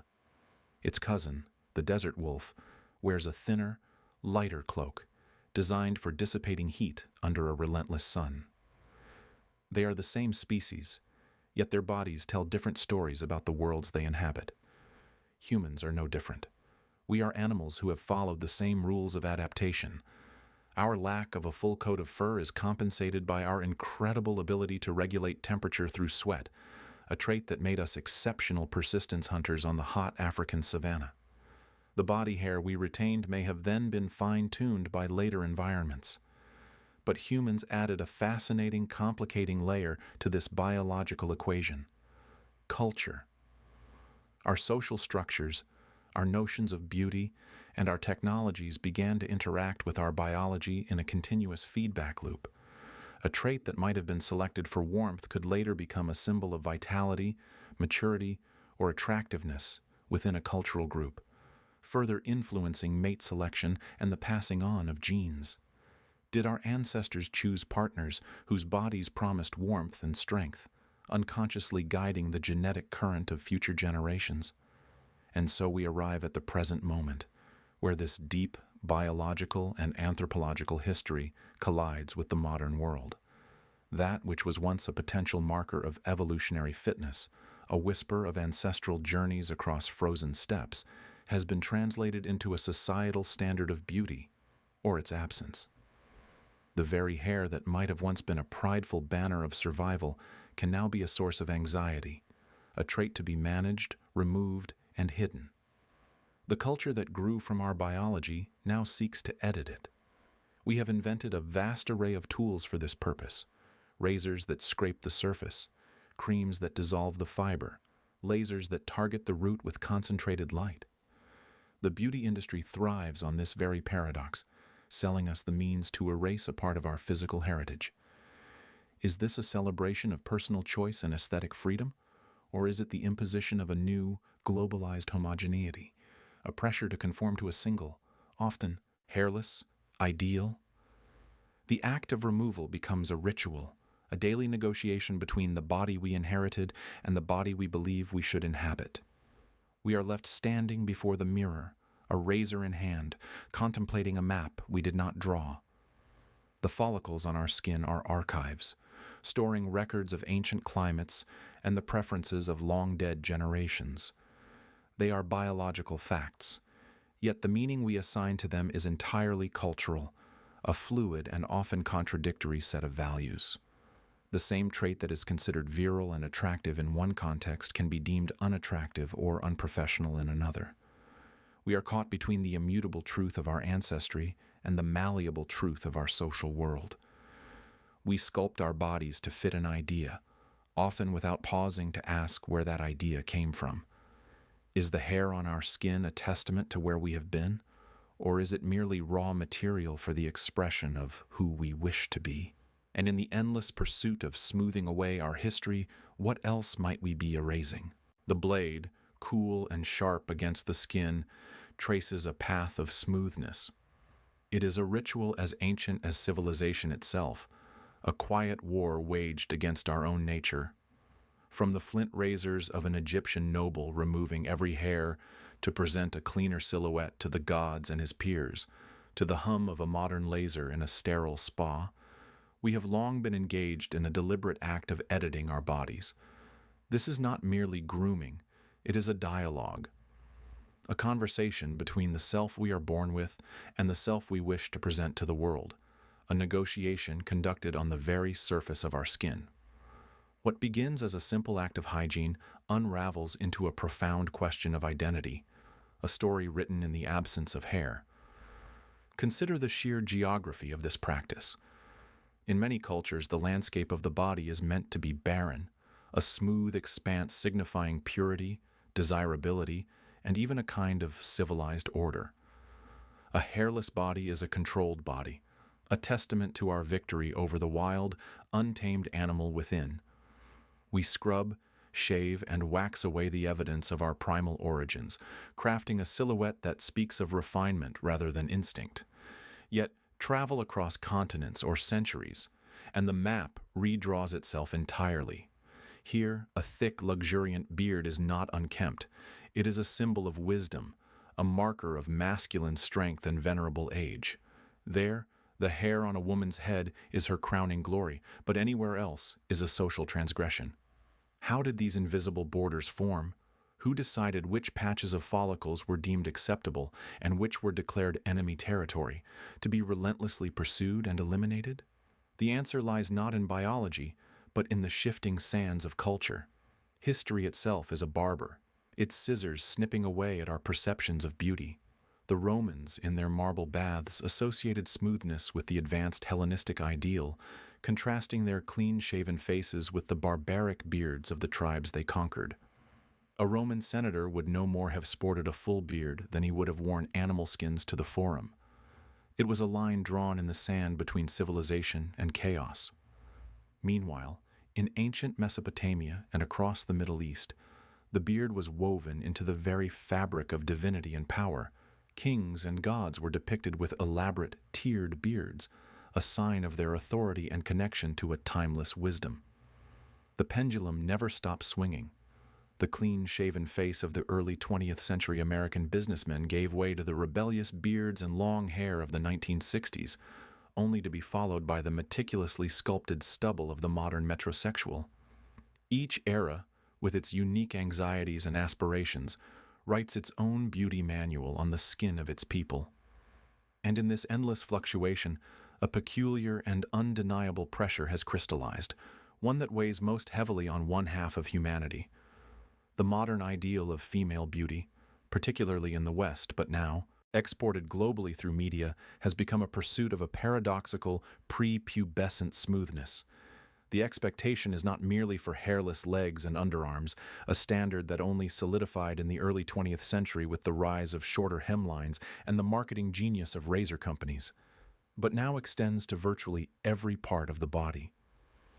What was once a private choice has become a public mandate, a silent, often unspoken rule enforced by a glance, a comment, or the fear of one. The beauty industry, a formidable economic engine, sells not just products, but insecurity, offering 1,000 ways to achieve a state of being that is fundamentally unnatural. The message is clear. To be acceptable, to be desirable, to be clean, is to be hairless. The effort, time, pain, and money invested in this pursuit is a tax levied primarily on women. Is this a liberation, the freedom to sculpt one's own body? Or is it simply a newer, more insidious form of constraint, polished to a high gloss and presented as choice? This is where our story diverges utterly from the rest of the animal kingdom. For a chimpanzee, a wolf, or a sparrow, its coat is a matter of pure, unadulterated function, warmth, camouflage, display for mating. It is given. For humans, body hair is a raw material. We are the only animal that looks upon this natural endowment and sees not a finish line, but a starting point. We do not simply accept it. We curate it. We see a canvas where nature sees a completed work. With every swipe of a razor, every application of wax, every pulse of a laser, we are making a statement. We are using tools to actively participate in the creation of our own identity, transforming a biological fact into a cultural symbol. The presence or absence of hair becomes a word in a silent language, a signal about our tribe, our status, our rebellion, or our conformity. The hair itself is neutral. It is the meaning we shave into it that holds the power. So we are left standing before the mirror, tool in hand, participating in a ritual that is millennia old. We are caught between the personal desire for smooth skin and the societal pressure that defines that desire, between the authentic self and the curated image. This act of removal is, paradoxically, an act of addition. We are adding meaning, adding identity, adding a layer of culture onto our biology. The smooth skin is not a blank slate, but a text from which something has been deliberately erased to make a statement. But if the removal of hair is a form of communication, what of the skin itself, the canvas that remains? It too bears messages. It is etched with stories far more permanent than the daily stubble. For the skin is more than just the page from which hair is removed. It is a living parchment, a social bulletin board where we inscribe our deepest commitments, our memories, and our affiliations. We mark it with scars that tell tales of accident and survival, with the deliberate patterns of tattoos that declare love, belief, or belonging, and with the piercings and adornments that have, from the earliest times, signified everything from royalty to rebellion. If the removal of hair is a way to smooth over our animal origins, what does the act of permanently marking that same skin say about our need to be seen, to be remembered, to belong to something beyond ourselves? Is the true human impulse not to erase our natural state, but to rewrite it? Our skin is not a barrier. It is not a wall, a seal, or an impermeable boundary. It is instead a living, breathing page, a public bulletin board, pinned and inked with the announcements of a life lived. Consider the warrior, returned from some forgotten conflict, a ridge of pale tissue carving a new geography across his shoulder. It is a story of survival, written not in ink, but in the brutal grammar of trauma and repair. Or the elder of an ancient culture, her face a constellation of raised patterns, each line a covenant with her ancestors, a map of her place in the world. Their bare skin, this seemingly vulnerable canvas, becomes the most profound medium for the stories that define us. This transformation began in a distant, hairless past. When our ancestors shed their thick pelts, they did more than simply cool their bodies under the African sun.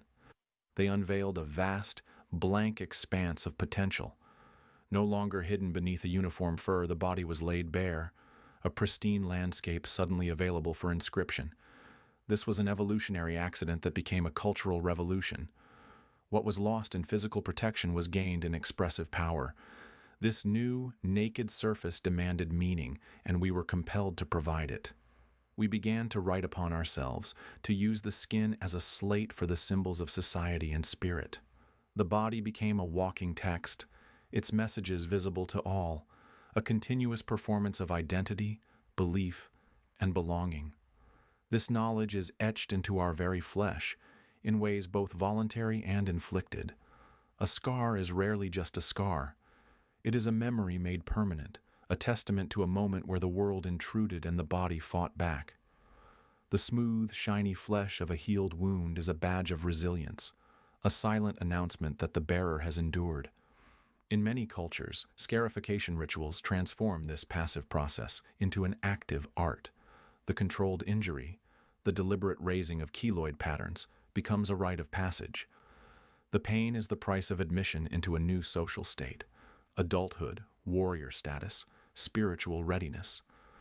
The body is remade, not by nature but by culture, its new contours speaking a language of belonging far more eloquent than any spoken word.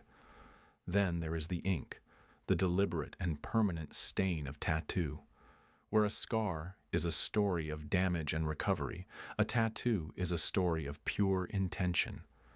It is a choice to wear one's heart, one's god, or one's tribe on one's sleeve, or chest, or back. The thrumming needle does not just drive pigment into the dermis, it drives meaning into the self.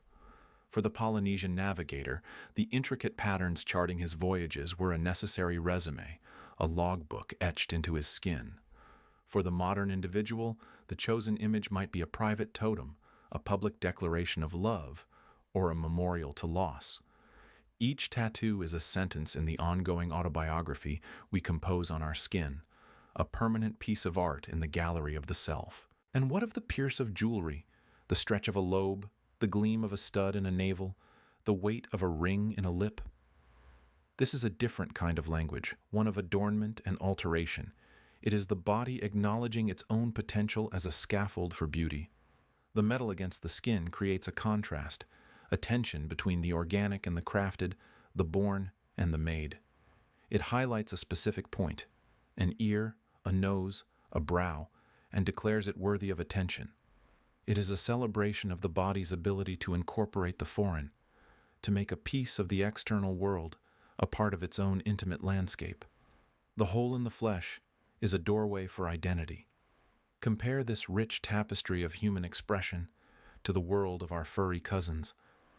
An animal's message is largely written by its genes, the stripes of a tiger, the spots of a leopard. Their communication is brilliant but fixed. They cannot choose to inscribe a new belief, to commemorate a personal triumph with a new pattern.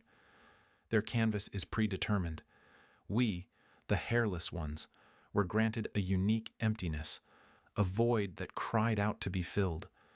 We turned our greatest vulnerability, our exposed, sensitive, and visible skin, into our most versatile tool for connection.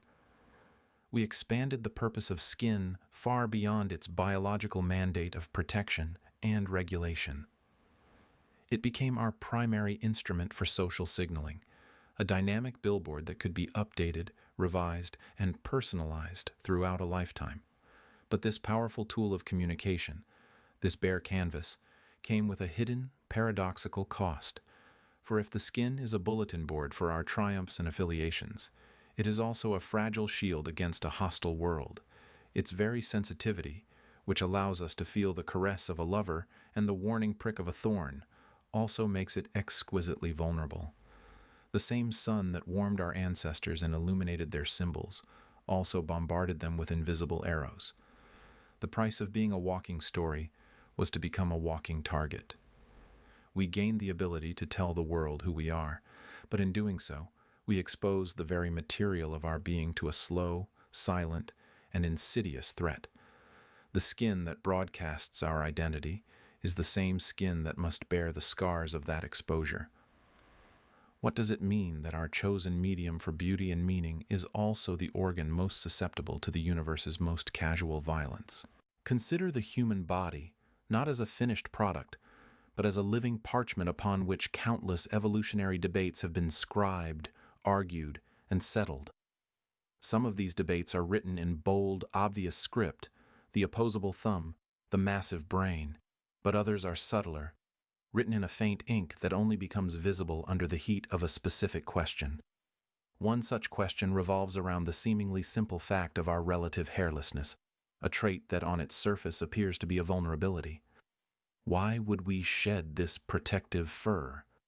The answer, it seems, is written not just on the skin, but deep within the intricate and delicate process of creating new life.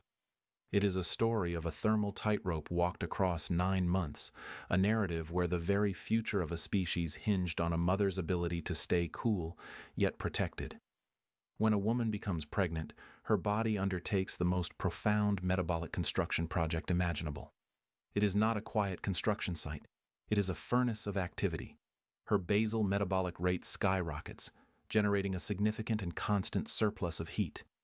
This internal fire is necessary to forge bones, neurons, and a beating heart.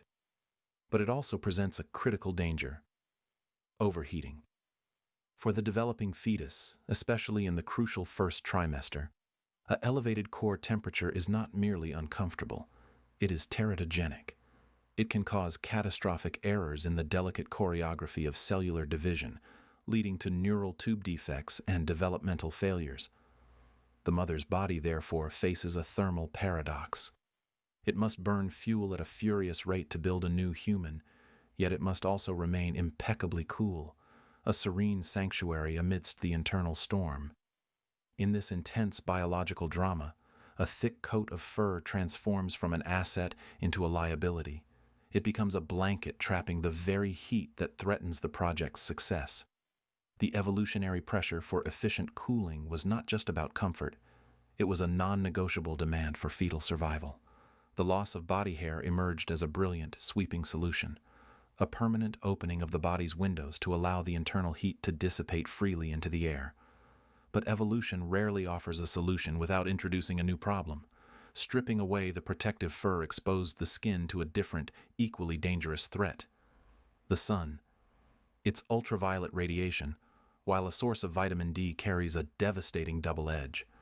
It has the power to break down circulating folate, or folic acid, a B vitamin that is the unsung hero of early embryonic development. Folate is the master craftsman of the central nervous system. It is essential for the proper closure of the neural tube, which will become the brain and spinal cord. Without adequate folate, the entire project is jeopardized. So, as natural selection favored less hair for cooling, it simultaneously demanded a new form of armor. The solution was written in pigment. In ancestral populations near the equator, where the sun's intensity was greatest, skin darkened. Melanin became the shield, the biological sunscreen that filtered out the harmful UV rays, protecting the precious stores of folate from photodegradation. This is the exquisite balance: less hair to set the heat free, darker skin to hold the nutrient close. The female body became a carefully negotiated landscape, a testament to the resolution of two opposing selective pressures. Is it possible, then, that our very skin tone is in part a legacy of successful motherhood, a monument to the protection of a fragile, forming mind? This biological trade-off is not uniquely human. The natural world is filled with examples of females adapting their integument for the sake of gestation. Certain species of deer and rodents undergo hormonal changes that cause them to shed portions of their winter coat as their pregnancy advances, a temporary adjustment to their changing thermal needs. They are responding to the same ancient pressure, making a temporary concession for a temporary state. But what makes the human story so radical is the permanence of our solution. We did not simply shed a seasonal coat. We abandoned the fur coat almost entirely, and then fundamentally altered the skin left behind. This was not a temporary adjustment, but a fundamental rewiring of our primary interface with the world. The loss of fur was a gamble, a throwing away of an ancient defense mechanism. In return, we gained a masterful system of thermal regulation, but we made our skin, and the life growing within that depended on its integrity, the new front line. The battlefield shifted from the outside to the very surface. Does courage in evolution sometimes mean surrendering an old armor to gain a more delicate, but more precise instrument of survival? All of this suggests a deeper, more philosophical shift. The re-engineering of the human body for successful birth had cascading consequences that echoed far beyond thermoregulation. As we lost our thick fur, our sense of smell, so vital to many furry mammals for communication and bonding, likely diminished in relative importance. What need for a complex chemical signature when the wind could now whisper directly across the skin? In its place, our world became more visual, more tactile. Our naked skin, rich with nerve endings, became a breathtakingly sensitive organ, capable of registering the slightest touch, a change in breeze, or the warmth of another. It became a canvas for communication, blushing, paling, prickling with goosebumps. We began to read each other's intentions and emotions, not just through scent or sound, but through the flush of cheeks, the sheen of sweat, the gentle brush of a hand. This new, exposed interface fundamentally altered the way we perceived and connected with the world around us. We traded the private chemical language of fur for the public, immediate drama of skin. If our minds were blossoming into consciousness, was it our bare skin that first taught us the vocabulary of empathy? And in the vulnerable state of this new exposure, did we discover not just a new way to feel the world, but a new way to connect within it? Compared to a dog or a cat, a human seems almost laughably deficient. We watch a canine companion put its nose to the wind, reading a novel of scent written in molecules, a story of who passed by, what they ate if they were afraid. A cat twitches its whiskers, sensing the ghost of a mouse in the air currents of a room. We, in contrast, stand blind to this entire dimension. Our sense of smell is a faded, dusty map of a world other creatures navigate in high definition. We are the olfactory impoverished, living in a silent, odorless movie while the rest of the animal kingdom is at a symphony. Yet this perceived weakness is not a flaw in our design, but rather the key to a different kind of mastery. While we lost the world of scent, we gained the universe of sight. We became unparalleled readers of the most subtle, fleeting, and powerful signals. The minute contractions of a muscle, the slight dilation of a pupil, the almost imperceptible flush of blood beneath the skin. We traded the chemical whisper for the visual shout, and in doing so, we built the foundation for the most complex social structures on the planet. This is the story of a trade-off, a sensory shift that moved us from reading the air to reading each other. The journey begins with a loss. Imagine our distant ancestors covered in a thick pelt of fur. This coat was a world in itself, a dense forest trapping warmth, offering protection, and, crucially, acting as a canvas for a rich language of scent. Glands secreted chemical messages, pheromones, that broadcasted identity, kinship, reproductive status, and fear. In a community of furry beings, social life was a constant, invisible chemical conversation. You didn't need to see a friend or foe to know they were there. You smelled their history, their intentions, their very essence on the breeze. It was an intimate, constant, and honest form of communication. Then, something changed. We began to shed. The reasons for this great denuding are a tale for another time, but the consequence was revolutionary.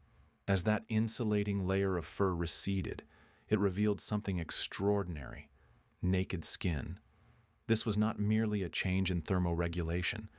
It was the unveiling of a new social instrument. Suddenly, the body's inner state was no longer a secret held close by fur. Emotion, once a private chemical signature, could now be written in light and color upon the body's surface. A blush of embarrassment, the pallor of fear, the flush of anger or attraction, these became visible broadcasts. The skin became a living, responsive screen. And the most expressive screen of all was the face. Stripped of its hairy mask, the human face emerged as a masterpiece of social technology. Every tiny muscle, every capillary, every minute shift became a letter in a new visual alphabet. This was a language that evolved to be read at speed in the split-second interactions of tribal life. Research into this realm reveals a capability so advanced it borders on the supernatural. Our brains are hardwired with a dedicated neural machinery to process facial expressions.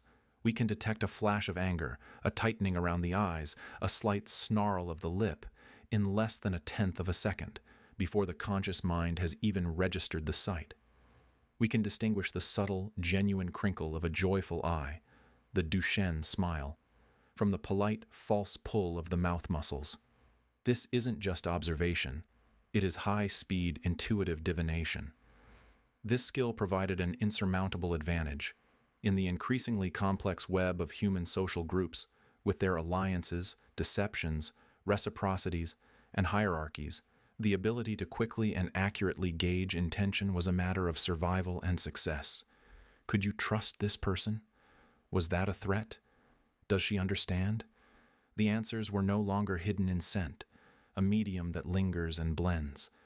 They were displayed in the immediate, truthful, and often uncontrollable flicker of the face. We became mind readers, not through magic, but through a hyper-specialized visual acuity focused on the nuances of our own kind. The contrast with our primate cousins is telling. Look at a chimpanzee or a gorilla. Their faces, still framed by hair, offer glimpses of expression, but the full message is often obscured. The deep grooves of a furrowed brow can be hidden in shadow. A subtle lip twitch is lost in dark fur. Their communication remains a rich blend of vocalization, gesture, and scent. We, however, went all in on the visual. We completed a profound sensory migration, moving our primary social channel from the olfactory to the optical. We stopped speaking in smells and began conversing in glances. This shift required a new kind of stage. For this intricate dance of expressions to be effective, it needed a clear, unambiguous backdrop. The signals of the face, the subtle play of light and shadow on skin, The changing contours of emotion required a neutral background against which they could be most easily read. Imagine trying to discern the delicate blush on a cheek if it were surrounded by a chaotic, dark frame of hair. The message would be lost in visual noise, and so perhaps we find the deepest, most unexpected purpose for the hair we kept. While we shed the fur from our bodies, we retained it atop our heads, allowing it to grow longer, thicker, and more distinctive. This was not a mere vestigial accident. The hair on our heads acts as the perfect frame for the portrait of the face. It creates a high-contrast backdrop, a dark or light halo that isolates the features, making every movement, every shift in color, every expression stand out in stark relief. It accentuates the jawline, outlines the eyes, and highlights the mouth. Our crowning glory, in all its varied colors and styles, serves a profound purpose. It is the velvet curtain that draws the audience's eye to the soloist on stage. It announces, "Look here, read this. The most important story is about to be told." But if our hair frames the story, what is the stage? We built a world of social sight, but we did so on a biological foundation that remains, in many ways, a mystery. We traded the scent of the forest for the sight of the savanna, but was that the only path? Could there have been another environment, another pressure, that accelerated this great sensory shift and sculpted our hairless, expressive bodies in a more dramatic way? Some have looked at our unique features, our nakedness, our tears, our descended larynx, even the way our babies instinctively paddle, and proposed a radical detour in our journey. They suggest we didn't just walk out of the woods, but that we swam through a primordial shore. This idea, that we had an aquatic chapter in our evolutionary past, is a compelling and controversial thought. It paints a picture of an ancestor wading through lagoons, diving for shellfish, finding refuge in the water from predators on land. In this scenario, hairlessness becomes an adaptation for streamlining, a trait shared with other aquatic mammals. The vestiges of webbing between our fingers, the layer of subcutaneous fat we carry, all seem to hint at a life aquatic. It's a beautiful, almost mythical image, a tribe of apes becoming mermaids, if only for a geological moment. But does this theory hold water when we subject it to the harsh light of evidence? Does it truly explain the unique tapestry of our anatomy, or does it simply create a new set of mysteries? The narrative of the aquatic ape is a siren's call, tempting us with an elegant solution. But we must ask if the currents of fact truly flow in its favor. What if this profound transformation, this journey from the olfactory to the visual, happened on solid ground, driven by the pressures of the social world we were already building? What if the water is merely a reflection, and the real story is written in the dust of the ancient plains and in the ever-watchful eyes of our ancestors? A fleeting glance is often all it takes. We see a flush of crimson rising on a colleague's neck and know, without a word spoken, that we've struck a nerve. We notice the pallid, almost translucent skin of a stranger on the subway and instinctively offer them a seat, sensing a silent plea of exhaustion or illness. A network of fine lines etched around a person's eyes tells a story of a lifetime of laughter, while the tight, drawn skin of another speaks of worry and sleepless nights. We are all fluent in this silent, universal language, reading the landscape of the human body with an intuition so deep it feels primal. Our skin, this vast and sensitive canvas, is far more than a biological barrier. It is a living, breathing social map, charting the intricate topography of our inner lives for all the world to see. This unique form of communication began with a loss. As our distant ancestors shed their thick coats of fur, they traded one kind of protection for another. Fur conceals. It hides the subtle flutter of a muscle, the sudden rush of blood beneath the surface. It mutes the visual cues of fear, of excitement, of trust. In its absence, our naked skin was exposed, vulnerable to the elements, but it was also liberated. It became a high-definition display, a screen upon which our most private emotions could be projected in real time. This was not a biological mistake, but an evolutionary gamble. The vulnerability of bare skin demanded the creation of social bonds, of communities that could offer mutual protection. It forced us to become hyper-aware of each other, to read and to be read. Our survival began to depend not just on strength or speed, but on social intelligence, on the ability to decipher the silent stories told by a blush, a sweat, a frown. This new language was built upon a vocabulary of color and texture. Consider the blush, that most peculiar and human of signals. It is an involuntary confession, a betrayal of the self by the self. We cannot command it to appear or will it to vanish. When blood floods the capillaries in our cheeks, it broadcasts a cocktail of emotions, embarrassment, shame, modesty, even anger, with an honesty that words can never achieve. It is a signal of a functioning social conscience, a visible proof that we care about the opinions of others, that we are aware of our place within the tribe. Its absence would be more telling than its presence. A person who never blushes is, in a deep social sense, unreadable and therefore untrustworthy. Conversely, the draining of color, the sudden pallor of fear or shock, is an equally powerful signal. It is the body's emergency broadcast, shutting down non-essential systems and pulling blood to the core, leaving the social map pale and telling a story of imminent danger or profound distress. The map is also etched by experience, its topography permanently altered by the events it survives. A scar is not merely a healed wound, it is a memoir written in collagen. A warrior's scar might speak of courage and survival, earning respect. The same mark on another might tell a tale of accident or violence, eliciting pity.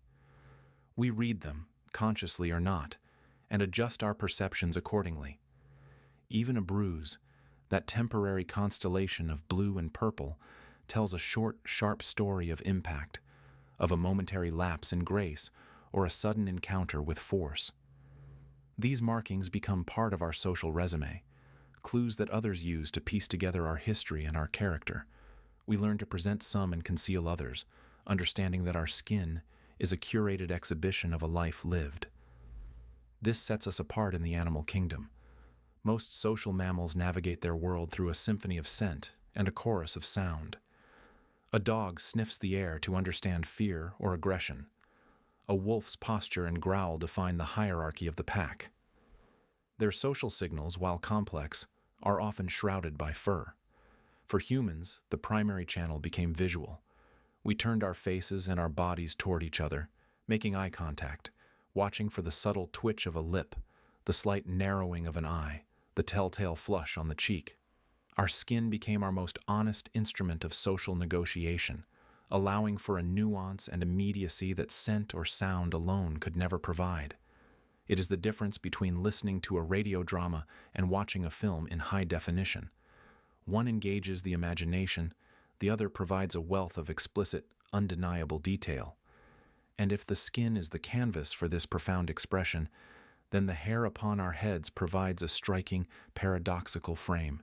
It highlights the very canvas it borders. Our most expressive feature, the face, is set against this unique backdrop of hair, a feature we spend immense cultural energy on cutting, coloring, styling, and covering. This framing device draws the eye inward, focusing attention on the eyes, the mouth, the cheeks, ensuring that every flicker of emotion is noticed and interpreted. It accentuates the very signals that our naked skin so readily displays. This biological frame is not static. We sculpt it to send messages of its own, of rebellion, conformity, status, or belonging. But its primary function seems to be to shout, "Look here! Read this map. The most important information is displayed right before you." We navigate the social world by constantly reading this ever-shifting cartography of flesh, trusting its involuntary messages more than we trust the words that accompany them. We have built entire cultures atop this foundation of nonverbal communication, relying on the honesty of a blush to seal a promise or the truth of a pallor to warn of deceit. This map tells us who to trust, who to fear, who to comfort, and who to follow. It is the oldest and most universal book, written in a language of blood, muscle, and nerve that every one of us instinctively understands. Yet, this profound vulnerability, this constant exposure, must have demanded an incredible compensation. If we traded the warmth and concealment of fur for the cold, honest glare of social scrutiny, what did we gain that was so valuable it was worth becoming the only naked ape?